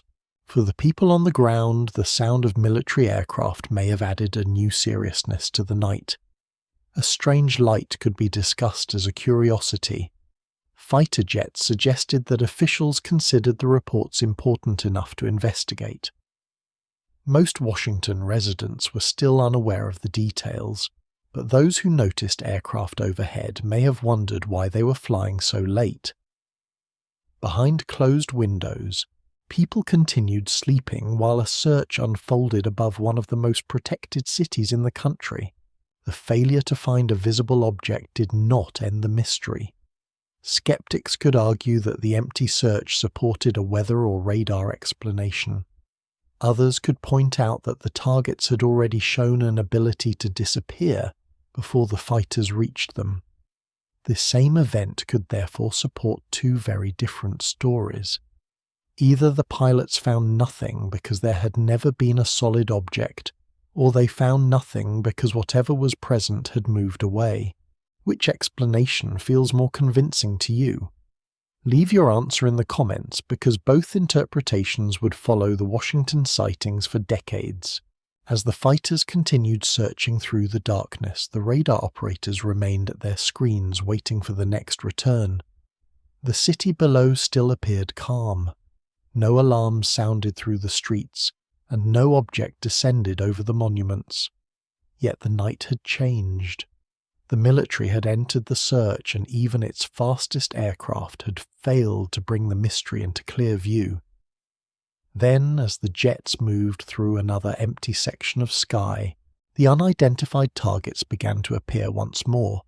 The most unsettling pattern of the Washington sightings was not simply that unidentified targets appeared on radar, it was that they often seemed to vanish when military aircraft drew near. Controllers would watch several unusual returns moving across the screen guide fighter pilots toward them, and then see the marks fade before contact could be made. Once the jets left the area, the targets sometimes returned. To the men working through the night, the timing was difficult to ignore. At first, the pattern might have seemed like coincidence. Radar returns could weaken for many reasons. Atmospheric conditions changed. Equipment sensitivity varied. A target moving at a certain angle might become harder to detect. The controllers understood these possibilities and had no reason to assume that the objects were deliberately avoiding the fighters. Still, each disappearance created the same frustrating result. The military aircraft arrived, the ski looked empty, and the mystery moved somewhere else. The fighter pilots depended on instructions from the ground. They could not see the radar screen directly, so they trusted controllers to guide them toward the latest position. But every spoken direction introduced a delay. A target might appear north of the city. The controller reported it. The pilot changed course. By the time the fighter reached the location, several minutes had passed. If the target was moving quickly, or if the radar return was temporary, the pilot might arrive after it had already gone. This delay helped create the impression that the targets were always one step ahead. They appeared where the fighters were not, then disappeared as the aircraft approached. The sequence resembled a game of pursuit, though no one could prove that any intelligence was involved. To some observers, the behavior suggested that the objects were reacting to the military response. To others, it suggested that the targets had never been solid machines at all. The same pattern supported two completely different explanations. Consider how the experience might have felt inside the radar room. A controller watches an unidentified mark moving steadily across the screen. He gives the fighter a new direction, The jet turns toward the target. The distance closes, then the mark fades. The controller waits, hoping it will return. For a moment there is only the normal traffic and the slow sweep of the radar. Then another target appears several miles away. Would you feel that the objects were avoiding the jets, or would you begin to question the equipment? Tell us in the comments which explanation would come to your mind first. The pilots had their own reasons for caution. Racing toward an uncertain target at night could be dangerous. The airspace around Washington contained commercial traffic military flights and aircraft approaching nearby airports. A pilot could not simply chase every light at maximum speed. He had to follow instructions, remain aware of other aircraft, and conserve enough fuel to return safely. The unknown targets seemed free from these limits, while the fighters remained tied to procedure. Some later reports described the unidentified objects as accelerating suddenly when approached. These stories became part of the legend surrounding the 1952 Washington sightings. Yet estimating speed from the uncertain radar positions was difficult. If a target appeared in one location and then reappeared far away, observers might interpret the change as rapid movement. It was also possible that two separate returns had been mistaken for the same object. The dramatic appearance of speed did not always provide a reliable measurement. Still, the controllers were experienced men who spent countless hours watching ordinary aircraft. They recognized the steady paths of passenger planes and the more purposeful movements of military traffic. What they saw that night did not feel ordinary to them. The targets paused, disappeared, and returned in patterns that resisted easy identification. Their experience did not prove that the objects were extraordinary machines, but it did explain why they continued taking the reports seriously. The apparent relationship between the targets and the fighters became the emotional center of the story. A radar anomaly was technical and distant. An object that seemed to react to pursuit felt personal. It suggested awareness. It suggested that someone or something knew the jets were coming. This possibility was never established as fact, but it was powerful enough to shape newspaper headlines and later retellings. Once the public heard that the targets vanished when fighters arrived, the event sounded less like weather and more like a silent encounter. Military officials faced a difficult question. If the targets were real aircraft, why could the fighters not reach them? If they were not real aircraft, why had trained operators and pilots reported unusual activity? Either answer created discomfort. The first suggested that unknown machines could enter the airspace near Washington and escape interception. The second suggested that radar systems guarding the capital could produce convincing false targets during unusual weather. Neither possibility offered the complete reassurance the public would soon demand. By the early morning, the jets had searched the darkness without making clear contact. No object had been forced to land. No pilot had seen a detailed craft close enough to identify. No physical evidence had fallen from the sky. Yet the lack of contact did not erase the radar records or the witness reports. Instead, it made the story more difficult to resolve. Something had appeared, but nothing had remained long enough to be captured, photographed, or properly understood. As the fighters returned toward their base, the capital continued sleeping beneath a quiet summer sky. The monuments remained untouched. The streets remained calm and no visible danger had arrived. But inside the radar rooms, the men were left with a disturbing memory. Each time the military approached, the targets seemed to withdraw, and when the jets were gone, the unknown marks returned as though the darkness above Washington had been waiting for the sky to become empty again. By Sunday morning, the strange activity above Washington had begun its journey from guarded radar rooms into ordinary American homes. The story did not arrive all at once. It moved through short newspaper reports, radio conversations, workplace rumours, and the careful memories of people who had been awake while the capital slept. A mystery that had belonged to controllers, pilots, and military officers was becoming public property. Soon, families eating breakfast would be discussing lights in the sky as casually as they discussed the weather. In many homes, the morning began with familiar sounds. Coffee percolated in the kitchen. Bacon cooked in a heavy pan. A newspaper landed on the porch or appeared beneath the apartment door. Children searched for comic pages while adults turned toward national news. The ordinary setting made the reports feel even stranger. Between advertisements, political stories, and baseball results were accounts suggesting that unidentified objects had appeared near the heart of the American government. Radio helped the story travel more quickly. A listener did not need to study a long article or understand radar technology.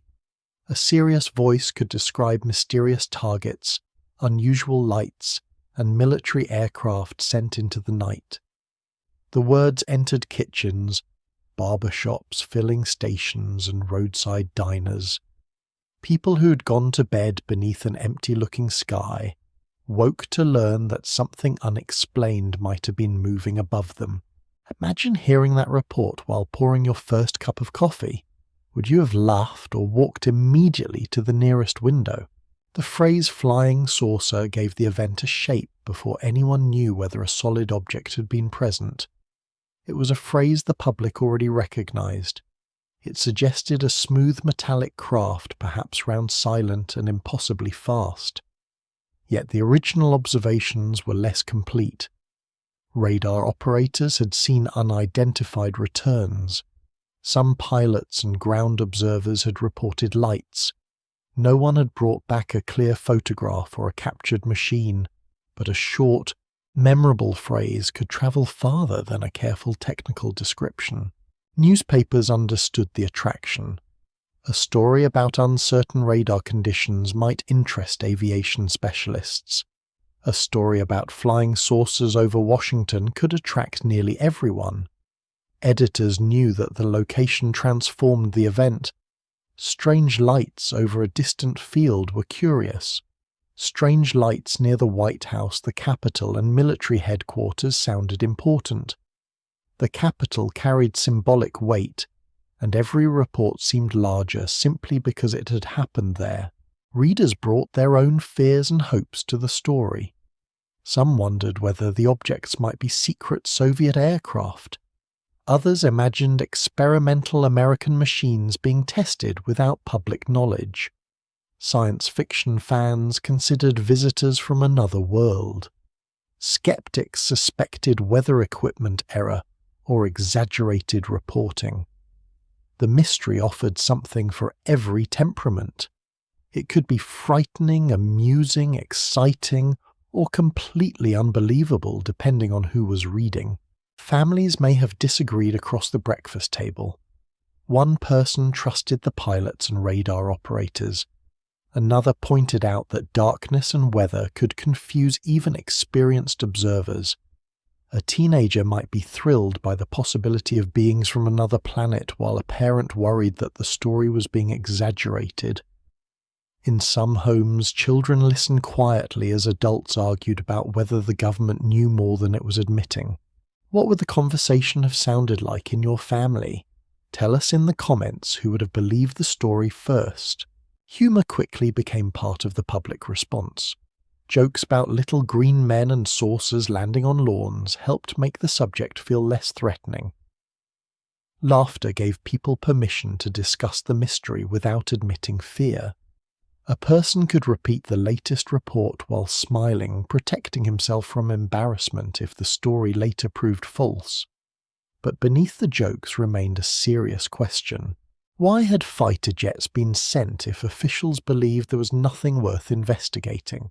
That question gave the story unusual strength. The public understood that military aircraft were not normally launched to chase stars. Even without knowing the full chain of decisions, people interpreted the response as evidence that authorities had taken the report seriously. officials could explain that caution was necessary whenever unknown targets appeared near important airspace. To many listeners, however, the fighters made the mystery feel real. Something had caused trained men to act. The first reports were also shaped by what they left out. Newspaper readers did not hear every telephone call or see every uncertain mark on the radar screens. They received shortened versions built from incomplete accounts. Details that sounded dramatic were repeated, while technical cautions were sometimes reduced or forgotten. By the time neighbors discussed the story over fences, the objects might be described as circling the White House or escaping jets at impossible speeds, even when the available evidence was less precise. This is how many historical mysteries grow. The original event may be confusing, fragmented, and full of hesitation. Public storytelling smooths the rough edges. Separate lights become one fleet. Uncertain movement becomes deliberate escape. A request for investigation becomes proof of panic. None of this means that witnesses saw nothing unusual. It means that the story people remembered was already changing as it entered American living rooms. By the end of that first day, Washington still had no final explanation to offer. The streets remained calm, aircraft continued following their normal routes, and families returned to their weekend routines. Yet the night's events had escaped the radar rooms. They now belonged to millions of imaginations where they could grow larger with every retelling. And while Americans debated what had crossed the capital's sky, another quiet week was beginning, carrying rumors that the unidentified lights might not be finished with Washington. During the week that followed the first Washington sightings, the capital returned to its daytime appearance of order. Government workers entered office buildings with briefcases beneath their arms. Buses moved along familiar routes. Tourists stood beneath the monuments and posed for photographs in the summer heat. From the sidewalks there was no sign that unidentified targets had recently appeared on radar screens near the city. Yet the story had not disappeared. It moved quietly through newspapers, radio broadcasts, military offices, airport corridors, and conversations held over kitchen tables. Washington looked calm, but more people were beginning to look upward. The reports arrived during a period when flying saucers were already becoming difficult to ignore. Newspapers across the country had printed accounts of unusual lights and objects for several years. Some stories were serious, while others were treated as entertainment. Readers had learned to expect drawings of round machines, dramatic headlines, and witnesses staring into the sky. The Washington incident was different because it involved trained observers and radar equipment near the center of American government. Even people who normally laughed at saucer stories had to pause when they heard that fighter aircraft had been sent to investigate. For editors, the story contained nearly everything needed to hold public attention. There was mystery, military involvement, advanced technology, and a famous location. The words Washington and flying saucers could transform an uncertain report into a national conversation. Yet the facts remained difficult to summarize. Different witnesses had seen different things. Some operators had watched unidentified radar returns. Some pilots had reported unusual lights. The fighters had found no clear object. This uncertainty encouraged dramatic interpretations because the empty spaces could be filled with imagination. In offices and lunchrooms, workers repeated the details they had heard. One person said the objects had hovered over the White House. Another claimed they had surrounded the entire city. Someone else insisted they were secret military aircraft that officials could not discuss. Each retelling made the event a little more organized and a little more dramatic. The original confusion of brief signals, scattered lights, and delayed telephone calls slowly became a story about mysterious craft deliberately testing Washington's defenses. Have you ever heard a rumor change as it traveled from one person to another? Perhaps one small detail became larger each time the story was repeated.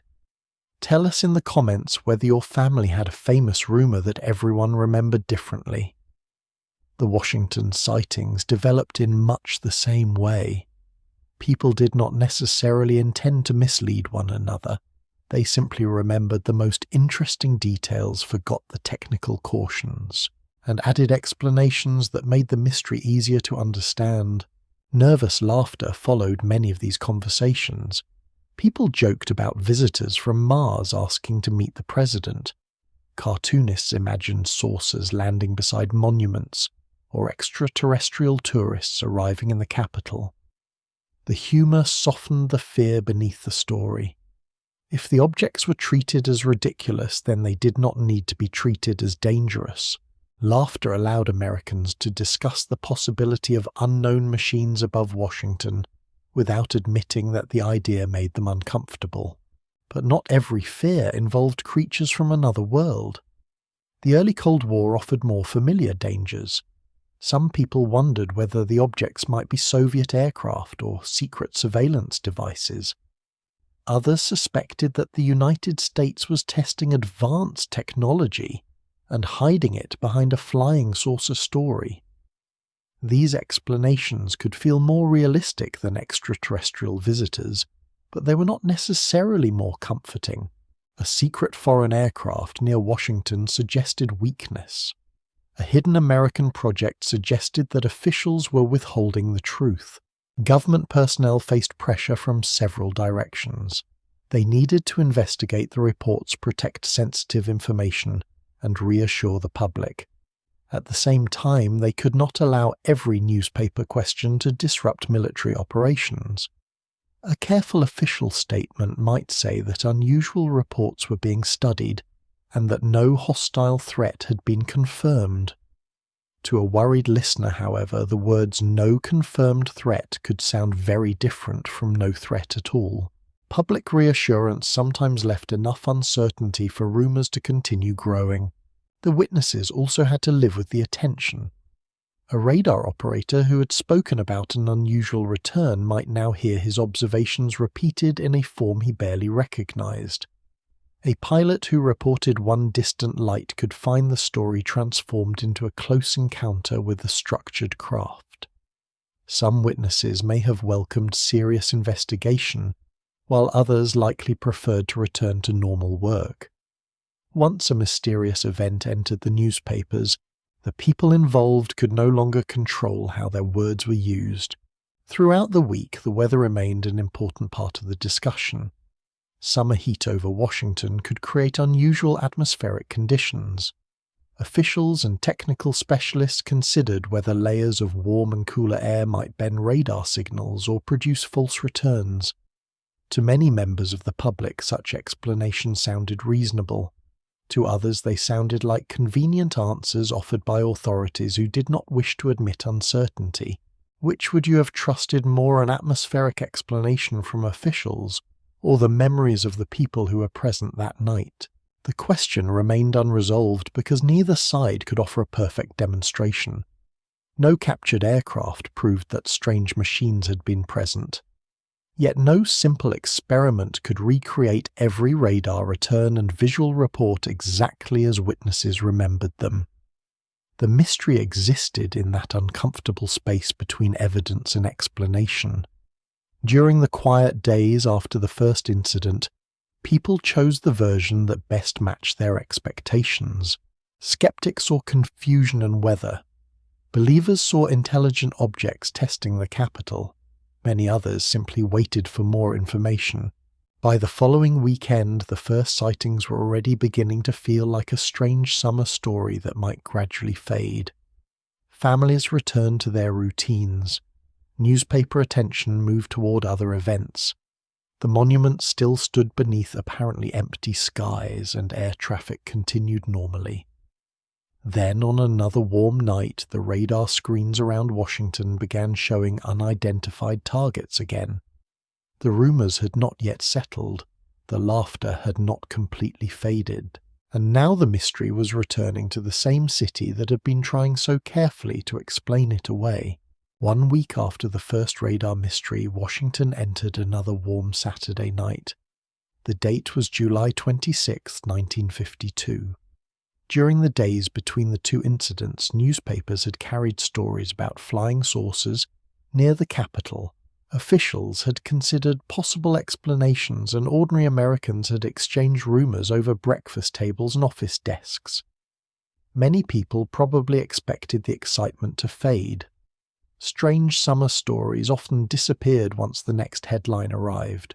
But as darkness settled over the Potomac, the unidentified targets returned to the radar screens, and this time the city was already listening. At Washington National Airport, the late shift began with familiar responsibilities. Commercial aircraft still needed guidance through the busy airspace.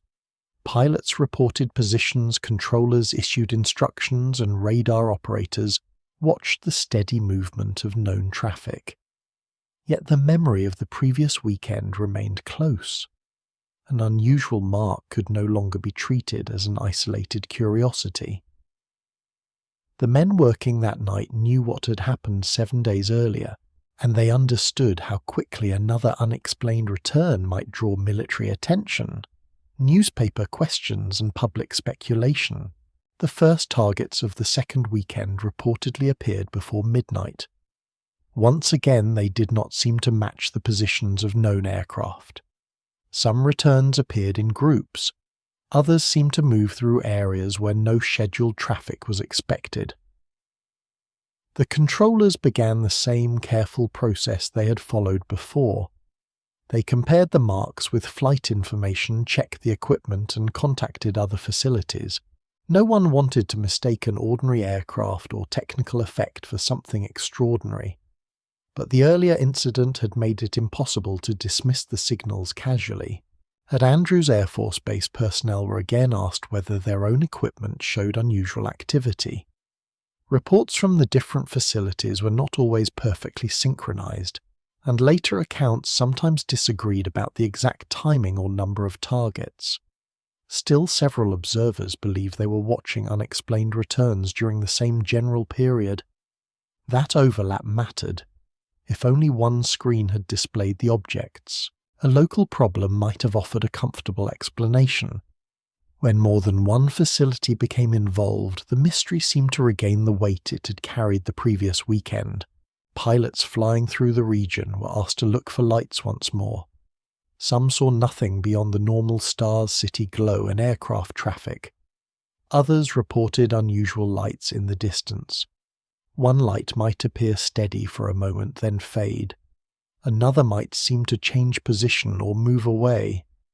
As before, visual observations at night were difficult to measure.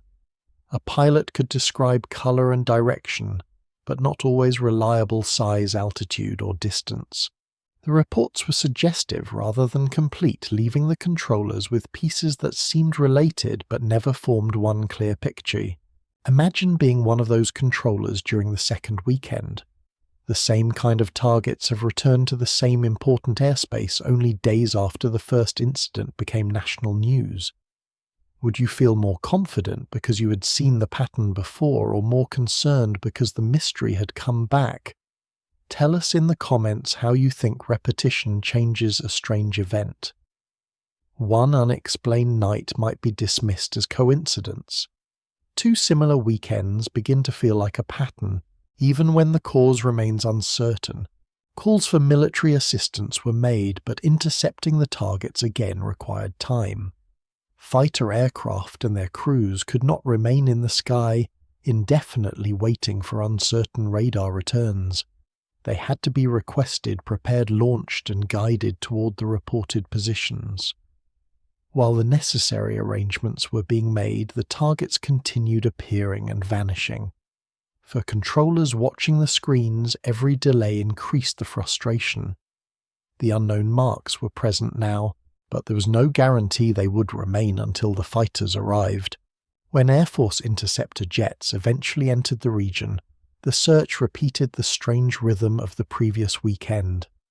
Controllers directed pilots toward radar positions, but the targets often faded before visual contact could be made. The fighters searched sections of dark sky where something had appeared only moments earlier. The pilots found stars, distant lights, ordinary aircraft and summer haze, but no unfamiliar machine that could be clearly identified. Then, after the jets moved away, unidentified returns were sometimes reported again. At least one fighter pilot reportedly saw several lights and attempted to approach them, though the details of such encounters would later be told in different ways. The lights appeared difficult to reach and offered no clear shape that could be examined. There was no close view of a metal saucer, no recovered object, and no direct communication. What remained was the impression of distant lights that seemed to stay beyond the aircraft's reach. It was enough to deepen the mystery, but not enough to settle what the lights actually were. The second weekend placed officials in a more difficult position than the first. An isolated incident could be blamed on unusual conditions, temporary confusion, or a combination of small errors. A repeated incident demanded a stronger response. Reporters would ask why the same radar systems had produced similar targets again. The public would ask why fighter aircraft had failed to identify them. Military leaders now had to explain not only what might have happened, but why it seemed to happen twice above the nation's capital. Weather and atmospheric conditions remained possible explanations. Warm summer air settling over Washington could create layers of temperature that affected radar signals. Specialists considered whether unusual propagation might cause the equipment to display objects that were not solid aircraft. Yet witnesses who had watched the screens remained divided. Some accepted that the atmosphere might explain at least part of the event. Others believed the targets had moved too distinctly and appeared too consistently to be dismissed so easily. The disagreement was no longer only between believers and skeptics. It existed among experienced people who had observed the same confusing night. By dawn, Washington had survived another encounter without visible damage or confirmed danger. The streets remained quiet. The monuments stood unchanged and normal aircraft continued arriving and departing. But the story could no longer be contained as a curious report from one warm weekend. The targets had returned, military jets had searched for them again, and the public was about to demand an explanation. As the second night of mystery ended, newspaper offices and government spokesmen prepared for a new kind of pressure, because Washington could no longer pretend that almost no one was paying attention. By the end of the second weekend, the mystery above Washington had become too large to remain inside radar rooms, military offices, and late-night telephone calls. The unidentified targets had returned. Fighter jets had entered the sky again.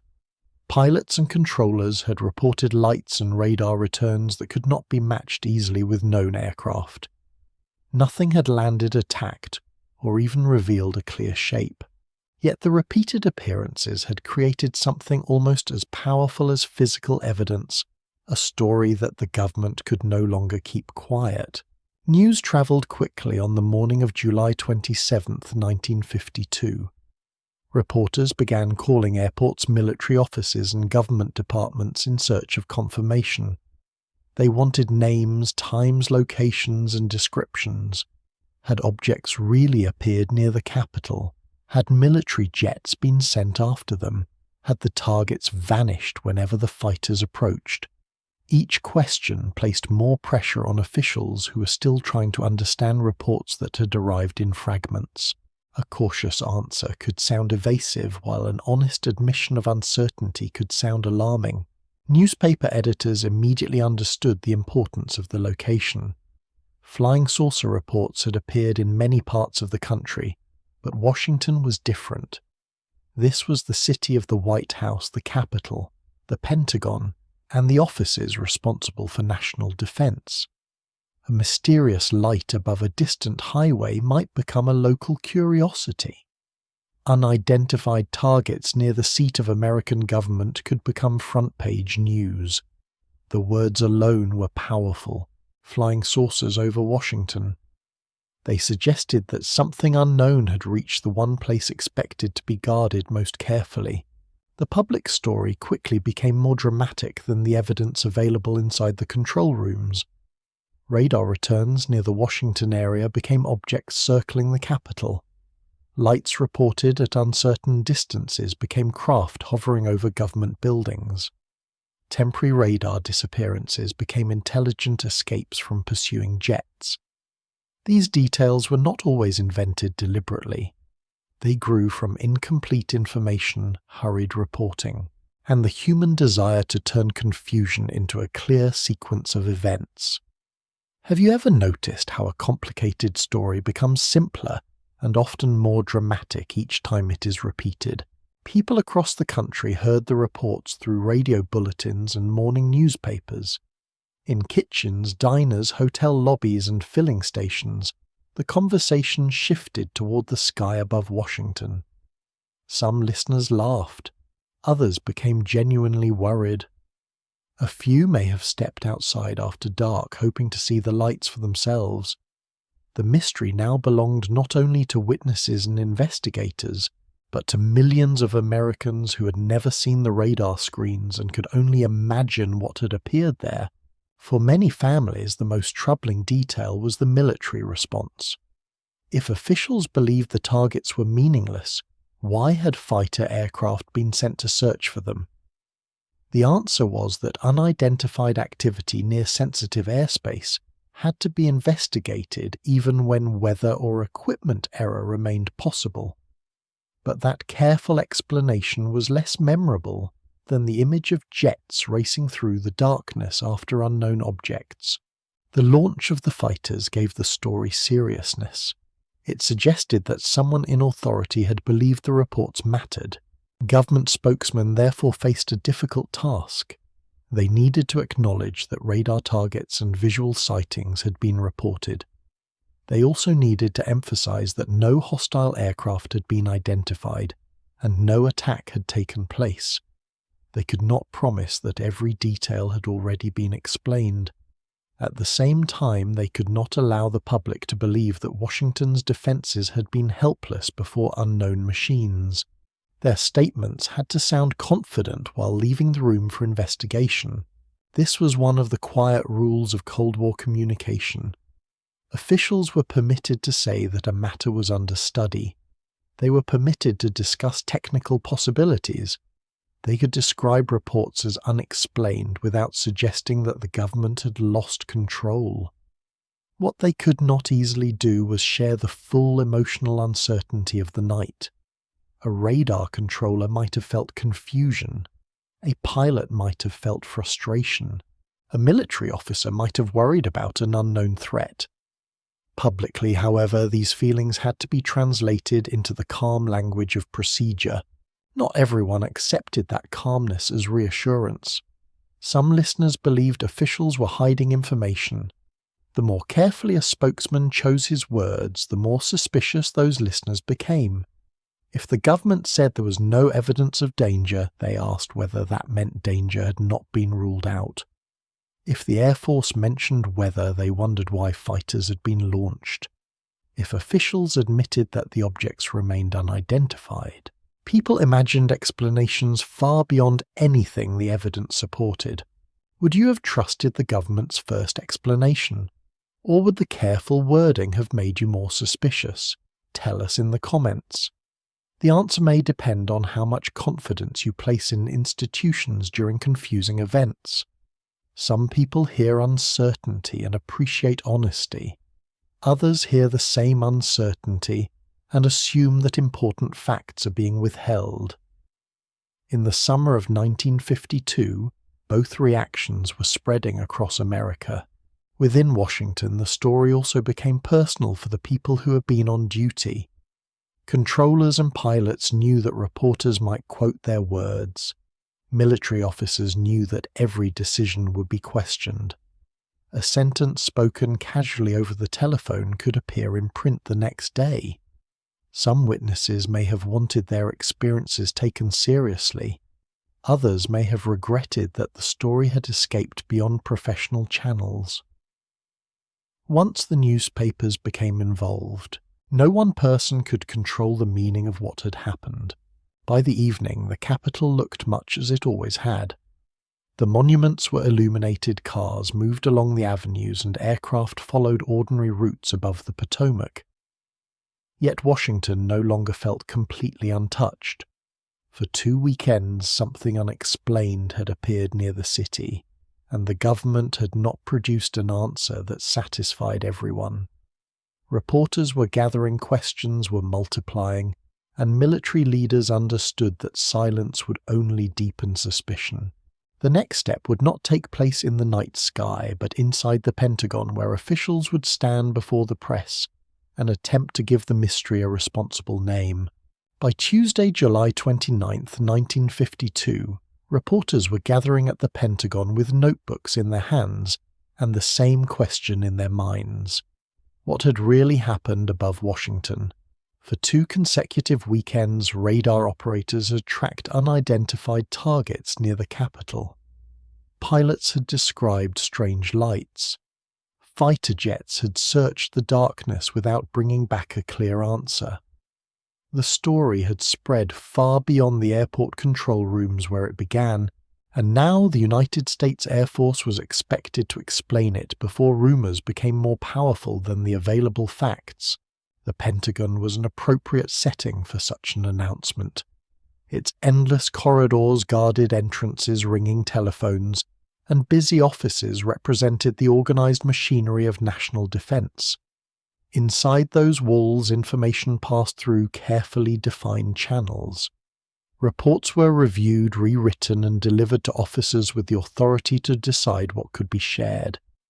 But outside the building, the public imagination moved much faster. Newspapers were already describing mysterious objects over the capital, and radio listeners were asking whether Washington had been visited, tested, or threatened by something no one could identify. The reporters arriving that day were not all committed believers in flying saucers. Many were experienced correspondents who had covered war politics, military planning, and government investigations. They understood that dramatic claims often became less dramatic when examined closely. Yet they also knew that the Washington incidents were not an ordinary saucer story. The reports involved radar operators, airline pilots, military facilities, and fighter aircraft. Even if the final explanation proved simple, the questions surrounding the government's response were serious enough to demand attention. Inside the briefing area, chairs filled as journalists prepared their pencils and opened their notebooks. Camera equipment and recording devices added to the sense that an important statement was coming. Conversations moved quietly across the room. Some reporters compared information from their own sources. Others repeated rumors that unidentified objects had hovered directly above the White House or flown beyond the reach of military jets. The details varied, but the expectation was shared. The Air Force needed to provide an explanation that sounded both technically believable and emotionally reassuring. What question would you have asked first if you'd been sitting in that room? Would you have asked whether the objects were considered a threat? Would you have wanted to know why fighter jets failed to find them? Or would you have asked whether the radar equipment around Washington could be trusted? Tell us in the comments, because each of those questions led toward a different kind of concern. The mystery was no longer only about what might have been in the sky. It was also about whether the systems protecting the capital had worked as intended. The Air Force faced a difficult choice in how much uncertainty to admit. Saying too little could encourage suspicions of a cover-up. Saying too much about incomplete reports could create unnecessary fear. Officials needed to distinguish between what witnesses had observed and what investigators believed might explain it. Radar returns had been recorded, but radar returns did not automatically prove the presence of solid aircraft. Lights had been seen, but nighttime lights could be misjudged. Fighters had been launched, but that did not mean officials believed visitors from another planet were circling Washington. The reporters understood these distinctions, but they also understood the power of contradiction. If the objects were harmless, why had the military responded? If the radar returns were only atmospheric effects, why had experienced controllers treated them as real targets? If unusual weather had confused the equipment, could the same confusion occur during an actual attack? Each answer seemed capable of creating another question. The Air Force was being asked to close a mystery whose different pieces did not fit neatly together. Behind the scenes, officers and investigators examine weather conditions, radar behavior, witness statements, and the sequence of military decisions. They considered how layers of warm and cooler air might bend radar signals and create misleading returns. They also reviewed the possibility that ordinary lights had appeared unusual because observers were already searching for something strange. These ideas could explain portions of the event, but explaining the entire story to a crowded room of skeptical reporters would be much more difficult than discussing technical possibilities inside a military office. There was also the problem of public trust. In the early Cold War, Americans were repeatedly asked to believe that government agencies were watching for danger. Radar stations, fighter bases, intelligence offices, and military commands existed partly to prevent another surprise attack. The Washington sightings touched a sensitive nerve because they suggested that unidentified targets had appeared near the Capitol and remained beyond interception. Even a harmless radar illusion could expose uncertainty within a system that the public imagined as nearly perfect. Some reporters likely entered the briefing expecting a straightforward denial. Others hoped for an admission that the Air Force had no explanation. A few may have imagined that officials would reveal secret aircraft or extraordinary evidence. Instead, the room waited for the more complicated language of government investigation. The officers would need to acknowledge the reports while limiting their meaning. They would need to explain that something had been observed without confirming the dramatic machines described in newspaper headlines. Do you think any explanation could have satisfied everyone by that point? Leave your thoughts in the comments. Once people had imagined luminous craft circling the Capitol and escaping military jets, a discussion of weather and radar conditions might sound disappointing. Yet an honest admission that some details remained uncertain could sound even more alarming. The Air Force was about to discover that a mystery grows difficult to control when the public has already created its own picture of what happened. At last the room settled and attention turned toward the military officers prepared to speak. Notebooks were ready. Reporters leaned forward. Behind them waited millions of Americans who wanted the Capitol to feel secure again, even if many were also hoping the answer would preserve a little of the mystery. The opening statement would be calm, technical, and carefully measured. It would offer heat weather radar behavior and human observation as pieces of a possible explanation. But whether those pieces could explain everything was another question, and it was the question the next part of the story would have to confront. The official explanation began not with visitors from another world, but with the summer heat. Washington had been trapped beneath warm, heavy air during the 2 weekends of the sightings. Military officials and radar specialists suggested that unusual atmospheric conditions might have affected the radar equipment around the Capitol. The mysterious targets, they said, may not have been solid aircraft at all. They may have been reflections created when radar signals behaved differently inside layers of warm and cooler air. It was a calm, scientific possibility, and it offered the government something the public urgently wanted, an explanation that did not involve enemy machines or flying saucers circling the White House. The idea centered on a weather condition commonly called a temperature inversion.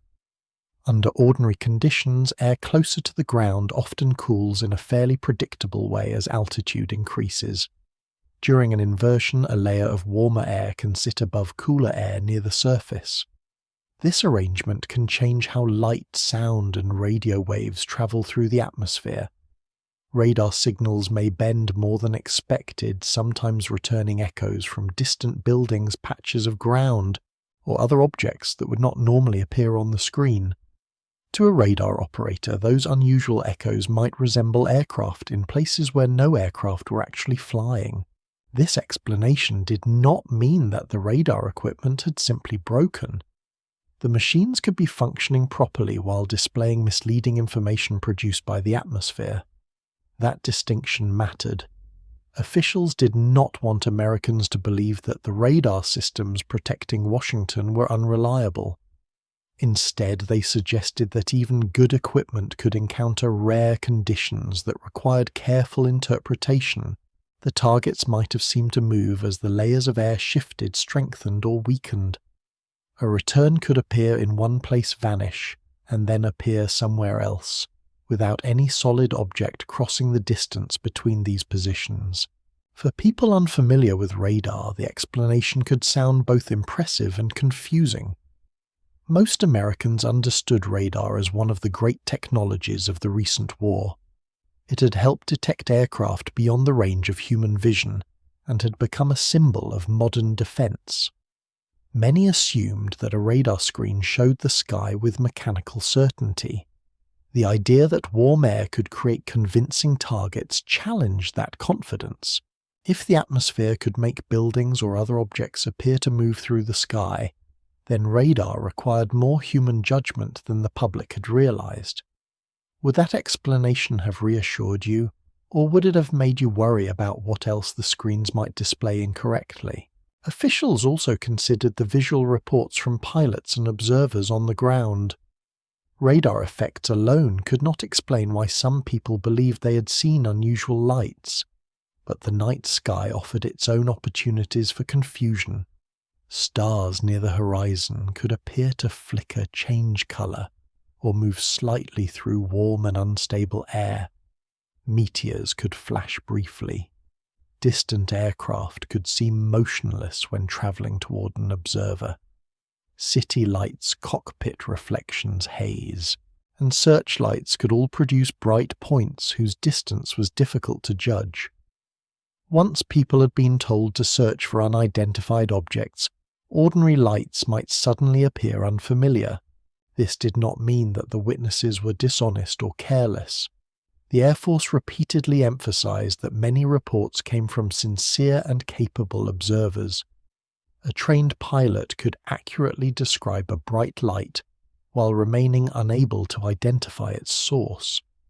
A radar operator could correctly report an unusual return without knowing whether it represented a solid aircraft. Human observation and radar evidence could both be genuine, while the conclusions drawn from them remained uncertain. The official position tried to separate the honesty of the witness from the accuracy of the interpretation. Major General John A. Samford, the Air Force's Director of Intelligence, spoke in language designed to calm the room without insulting the people who had made reports. He acknowledged that some sightings came from credible observers who'd encountered things they found difficult to explain. At the same time, he said that the great majority of reports collected by the Air Force had ordinary causes.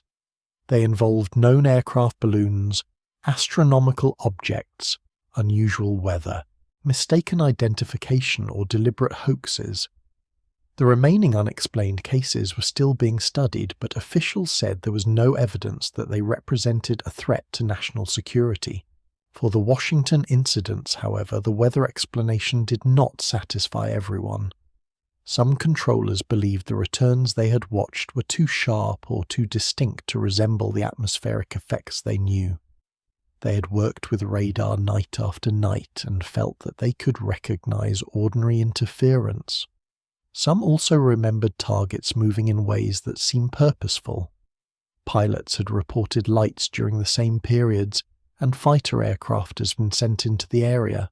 To these witnesses, the official explanation seemed able to describe what might happen under unusual conditions, without proving that it had caused everything they saw. The timing also encouraged doubt. The targets had appeared during 2 consecutive weekends and seemed to vanish as fighters approached. Supporters of the weather explanation argued that shifting atmospheric layers could cause returns to fade at any moment. The arrival of the jets might have been coincidental. Others believed the pattern looked too responsive, almost as though the targets knew they were being pursued. There was no evidence that could establish intention, but the emotional impression remained powerful. Which feels more convincing to you, changing weather that created an accidental pattern, or real objects that deliberately avoided interception? The Air Force's explanation faced another problem. A technical answer rarely travels as easily as a dramatic mystery. Temperature inversions required discussion of warm air, cooler air radar beams, distant reflections, and uncertain interpretation. Flying saucers required only 2 words. Newspaper readers could immediately imagine bright machines gliding above the monuments. Few could easily picture radio waves bending through invisible atmospheric layers. Even when the scientific explanation was reasonable, it struggled to compete with the clearer and more exciting image already living in the public imagination. Officials therefore emphasized the conclusion they considered most important. No evidence showed that hostile aircraft had attacked Washington. No unidentified machine had landed, fired a weapon, or caused physical damage. The fighter pilots had not encountered a solid craft they could inspect. The radar and visual reports remained confusing, but nothing demonstrated that the capital had been in immediate danger. This reassurance addressed the military concern without claiming that every witness had imagined the event. Something unusual had been reported. The Air Force simply believed that natural and ordinary causes offered the most likely explanation. The press conference reduced some of the public fear, but it did not close the story. For many Americans, heat and weather explained the radar targets well enough. For others, the explanation sounded incomplete, especially when experienced witnesses continued defending what they had observed. The official answer had restored a measure of order, but it left a quiet space between possibility and proof. Within that space remained the pilots' controllers, and military personnel who remembered a sky that did not feel ordinary. And after the reporters left the Pentagon, some of those witnesses would continue wondering whether the weather had truly explained everything. The official explanation brought relief to many people, but it did not satisfy everyone who'd been working during those 2 July weekends. Some of the radar operators, pilots, and military personnel had spent years learning how ordinary aircraft appeared on a screen or moved through the night sky. They understood that weather could interfere with equipment. They knew that stars, haze, and distant lights could confuse the human eye. Yet few witnesses still felt that what they had observed did not fit comfortably inside those familiar explanations. The press conference may have ended, but for them the questions continued long after the reporters packed away their notebooks. Their doubts did not necessarily come from a belief in visitors from another planet. Many experienced witnesses were reluctant to make any such claim. What troubled them was the suggestion that they had simply misunderstood common radar effects. A controller who spent night after night watching normal traffic developed a quiet familiarity with the screen. He recognized the slow progress of a passenger plane, the sharper movement of a faster aircraft, and the weak or scattered appearance of certain kinds of interference. When an official who had not been sitting beside that screen offered a broad atmospheric explanation, the witness might naturally feel that something important had been overlooked. The radar targets were remembered as distinct and organized rather than vague clouds of electronic confusion. Some operators believed the returns looked similar to those made by real aircraft. They seemed to occupy specific positions, change direction, and move through the airspace instead of simply trembling in one place. Memory can become stronger or cleaner with time, especially after an event receives national attention. Still, the witnesses had formed their first impressions while the incident was unfolding before the story became a legend. In those early moments, they had considered the target serious enough to contact other facilities and request military assistance. This was one reason the temperature inversion explanation remained controversial. A scientific possibility was not the same thing as a demonstrated cause. Officials could explain how warm and cooler layers of air might bend radar signals, but some witnesses wanted evidence that those precise conditions had created the particular returns they had watched.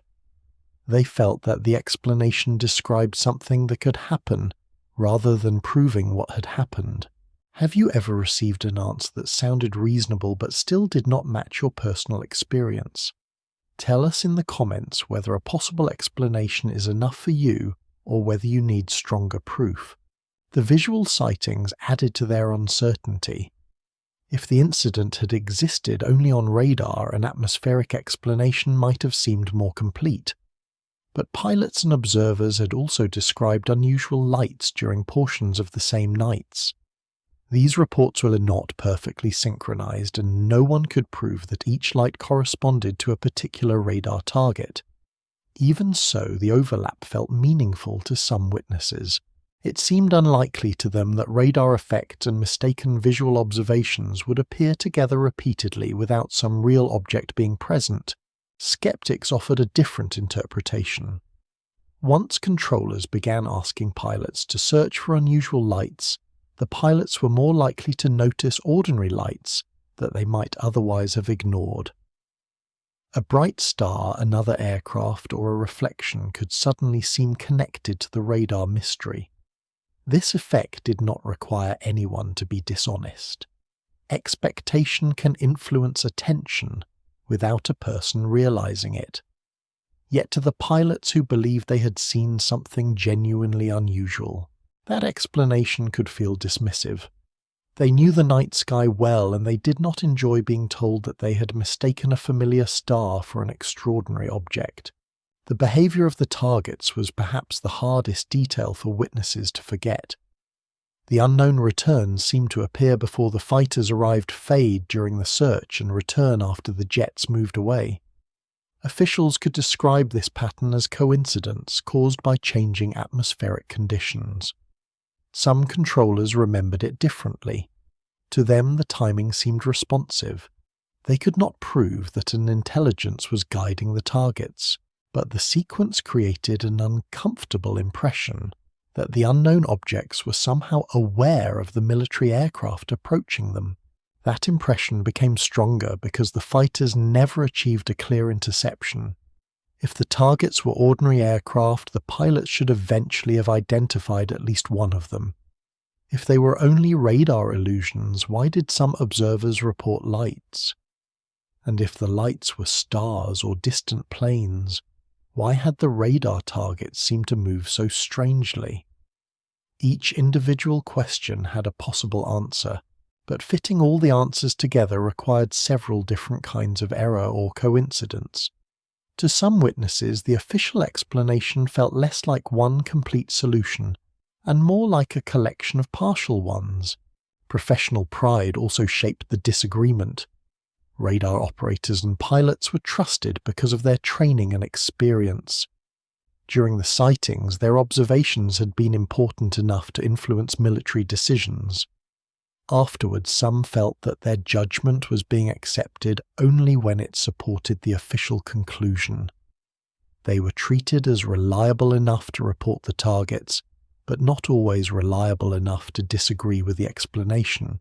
That tension could leave a lasting sense of frustration, especially for people accustomed to having their technical knowledge respected. At the same time, experienced witnesses were not immune to error. Long night shifts created fatigue. Excitement could influence memory. Conversations between observers might cause separate details to merge. Newspaper stories could introduce dramatic language that later became difficult to separate from the original event. A witness might honestly remember a target moving with extraordinary speed, even if the available information had never allowed a reliable calculation. Historical balance requires us to respect the witnesses without treating every later recollection as perfect evidence. Who would you trust more in this situation, the specialists who studied the weather afterward, or the operators who watched the targets in real time? Leave your answer in the comments. The question has no easy solution. The specialists understood atmospheric behavior, but they had not shared the witnesses' exact experience. The witnesses knew their equipment and their workplace, but they could not see every atmospheric condition surrounding the radar signals. Each group possessed part of the picture, and neither could completely reproduce the night once it had passed. For some of those who had been present, the Washington sightings remained unresolved rather than extraterrestrial. That distinction mattered. They did not need to claim that spacecraft had crossed the Potomac. They only needed to say that the official explanation had not accounted for everything they remembered. Their quiet disagreement helped keep the story alive because mysteries rarely survive through evidence alone. They survive through credible people who continue saying that something was missing from the final answer. And while the witnesses returned to their ordinary duties, Project Blue Book faced growing pressure to collect those missing pieces, classify them, and restore confidence in a sky that had become unexpectedly difficult to explain. Project Blue Book occupied a difficult place between scientific investigation, military intelligence, and public reassurance. Created by the United States Air Force in 1952, the project was responsible for collecting and evaluating reports of unidentified objects in American skies. Its investigators examined statements from pilots, military personnel, police officers, radar operators, and ordinary citizens. They searched for familiar explanations such as aircraft, weather balloons, stars, meteors, and unusual atmospheric conditions. But behind this careful work was another responsibility that was rarely stated so plainly. The project also had to help restore order whenever public interest in flying saucers became too intense. The office was based at Wright-Patterson Air Force Base in Ohio, far from the monuments and newspaper rooms of Washington. Reports arrived from across the country in letters, military messages, questionnaires, newspaper clippings, and telephone summaries. Some contained detailed information about time, direction, weather, and estimated distance. Others offered only a frightened description of a light seen briefly above a backyard. Investigators had to separate cases that could be studied from stories that lacked enough information. Each report represented someone's experience, but not every experience could be reconstructed with certainty. Captain Edward J. Ruppelt, who directed Project Blue Book during this important period, tried to give the investigation a more organized and professional structure. He encouraged the collection of detailed witness information and consulted specialists when a case involved astronomy, weather, aircraft, or radar. The goal was not to prove that flying saucers existed, it was to determine what witnesses had observed and whether any report suggested an unknown technology or a danger to national security. Yet the Washington sightings placed this small investigative system beneath an enormous public spotlight. During the summer of 1952, reports of strange objects were arriving from many parts of the United States. Newspapers described what appeared to be a nationwide wave of sightings. Every new story encouraged more people to study the sky, and increased attention produced even more reports. Some were easily explained. Others required interviews, maps, weather records, or technical opinions. A few remained unidentified because the evidence was unusual or simply incomplete.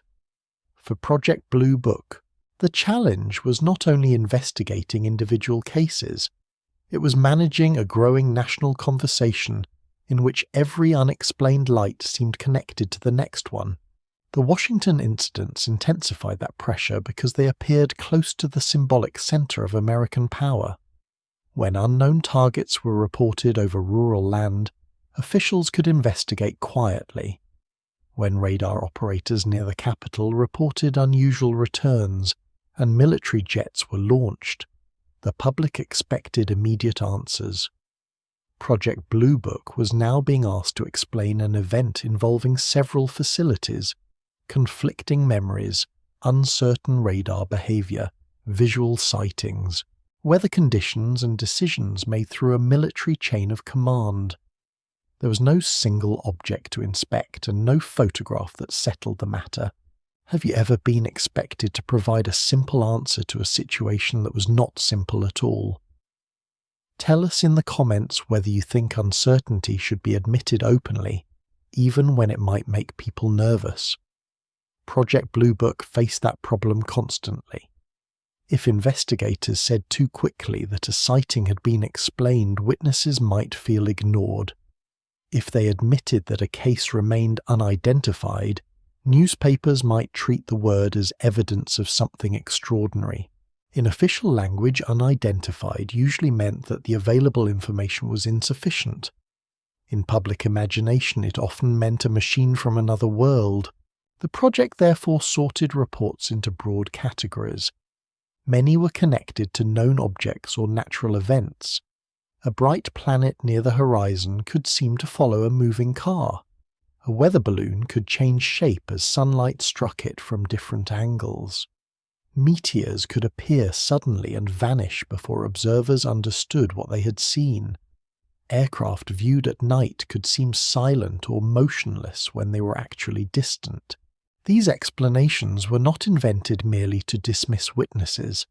They reflected the genuine difficulty of judging unfamiliar lights without reliable measurements. But the unexplained cases created lasting tension. Some remained open because the witness information was detailed and no ordinary cause fit comfortably. Others remained unresolved because too little information had been collected.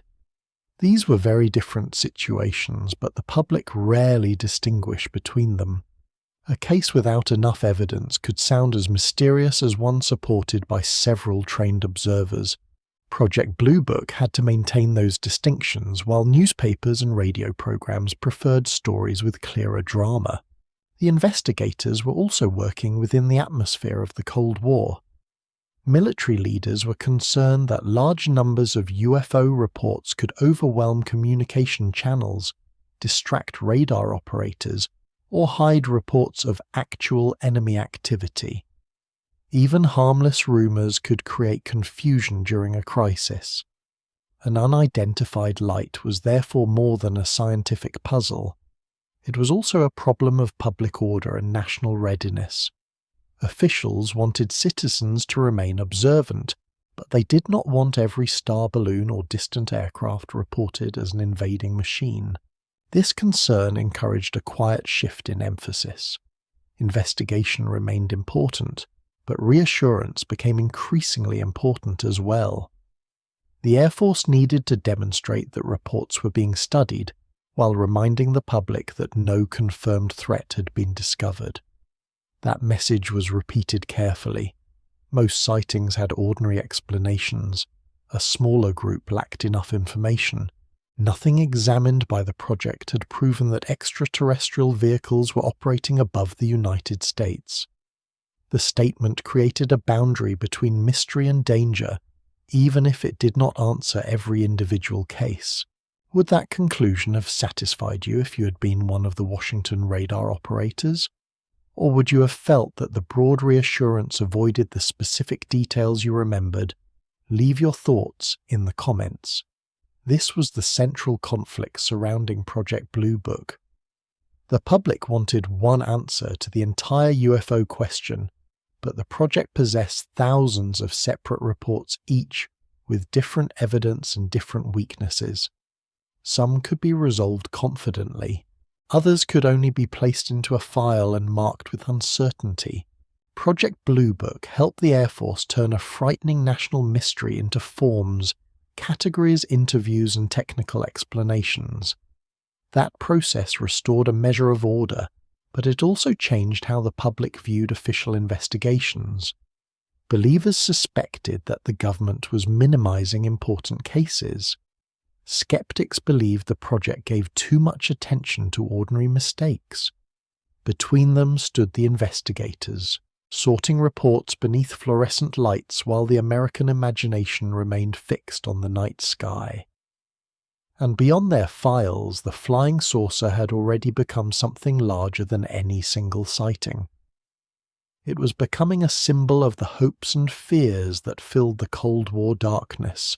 By the summer of 1952, flying saucers had become more than unusual objects reported in the sky. They had entered the imagination of Cold War America. They appeared in newspaper headlines, radio conversations, science fiction, stories, magazine illustrations, and jokes exchanged across office desks. The idea was new enough to feel exciting, but familiar enough that almost everyone understood the phrase. A person did not need to see a strange light personally. The image of a bright disk moving silently above the rooftops was already waiting in the mind. This image had emerged during a period of rapid technological change. Americans had recently watched propeller aircraft give way to faster jets. Rockets had carried weapons across wartime skies, and scientists now spoke seriously about satellites and journeys beyond the atmosphere. Machines that would have seemed impossible only a generation earlier were becoming real. Because technology was advancing so quickly, stories of unknown craft did not sound completely absurd. If human engineers could build faster aircraft every year, perhaps some secret machine could already be flying beyond public knowledge.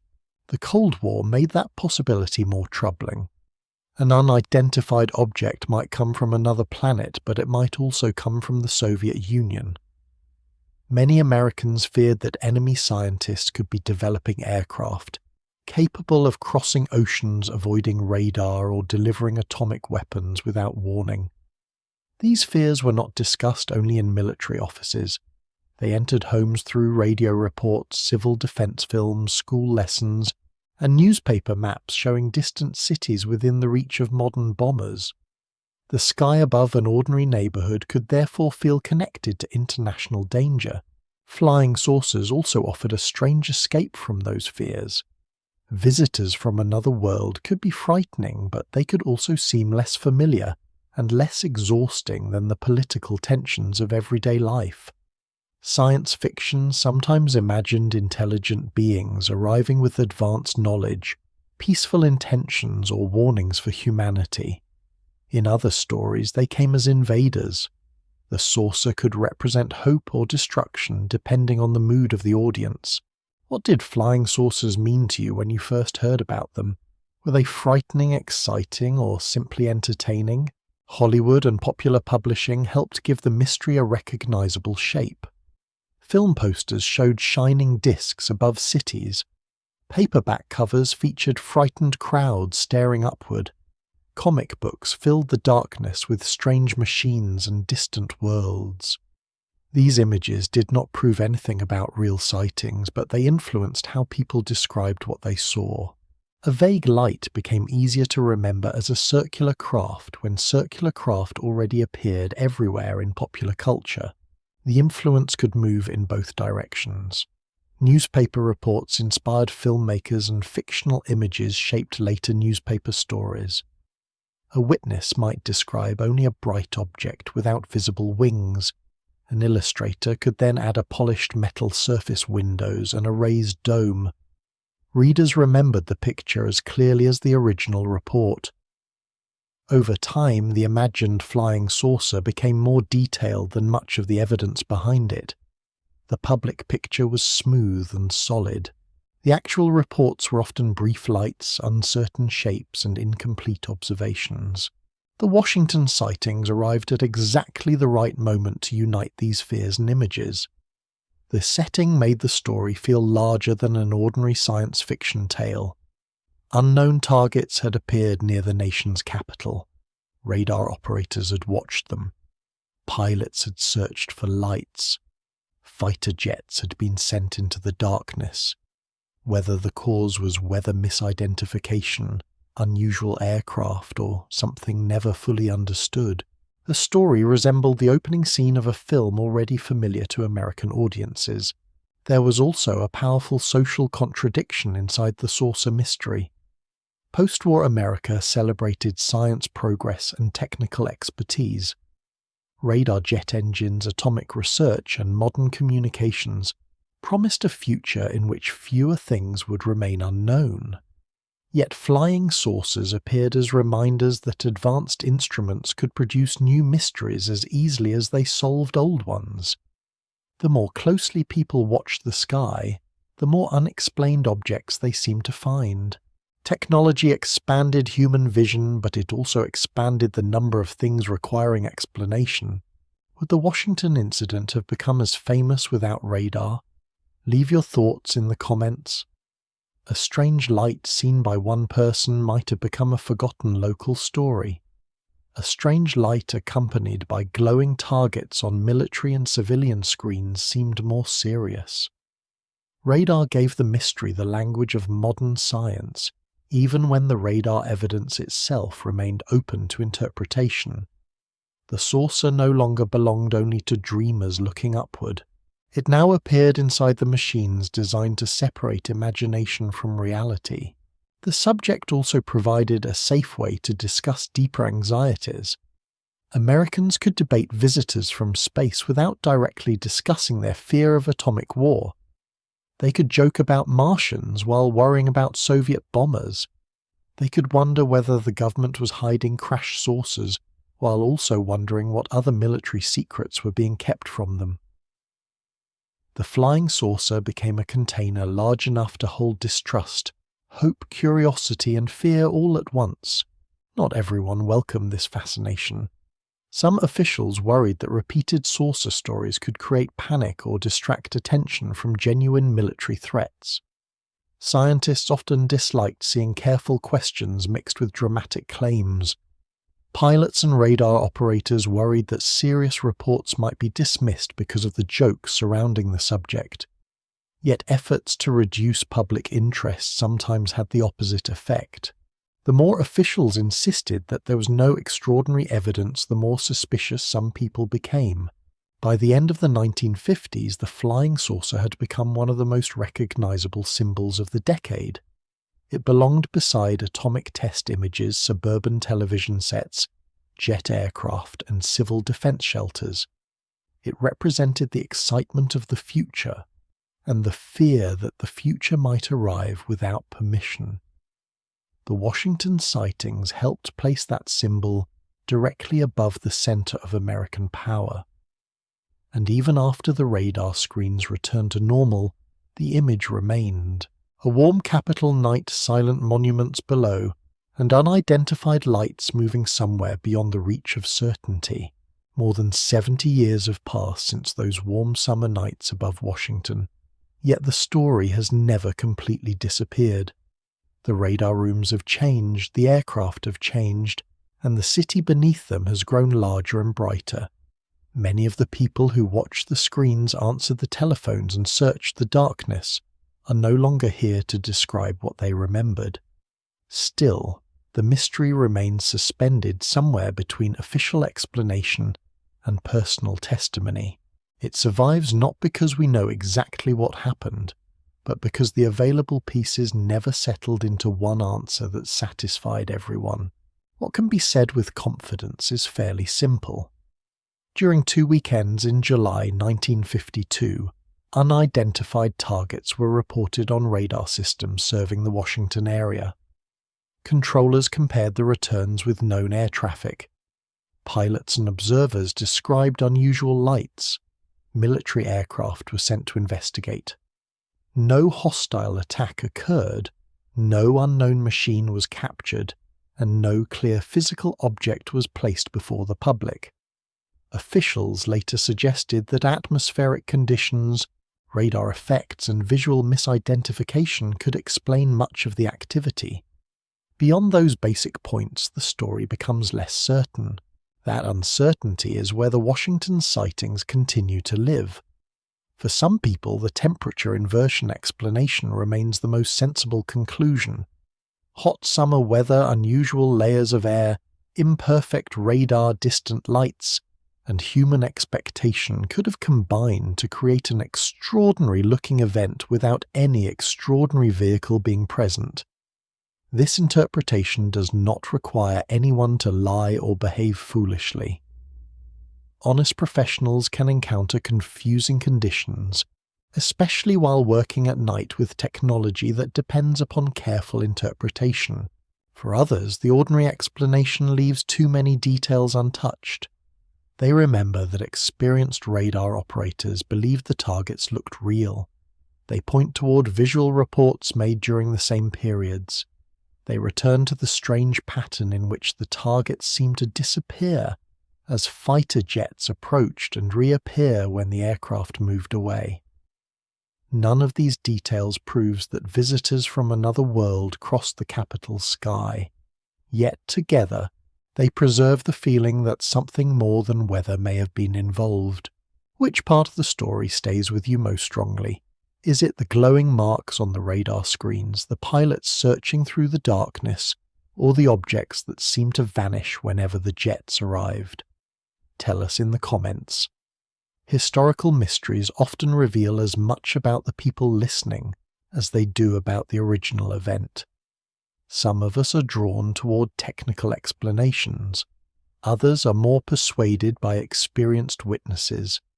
Many remain somewhere in the middle, willing to accept that ordinary causes were possible while admitting that certainty may no longer be available.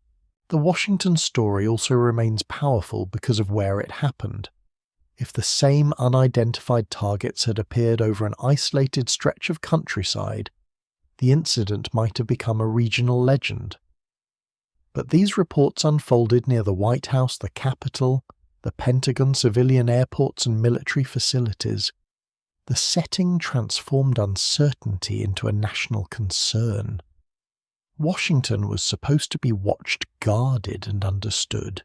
Anything unidentified above it seemed to challenge more than air traffic control.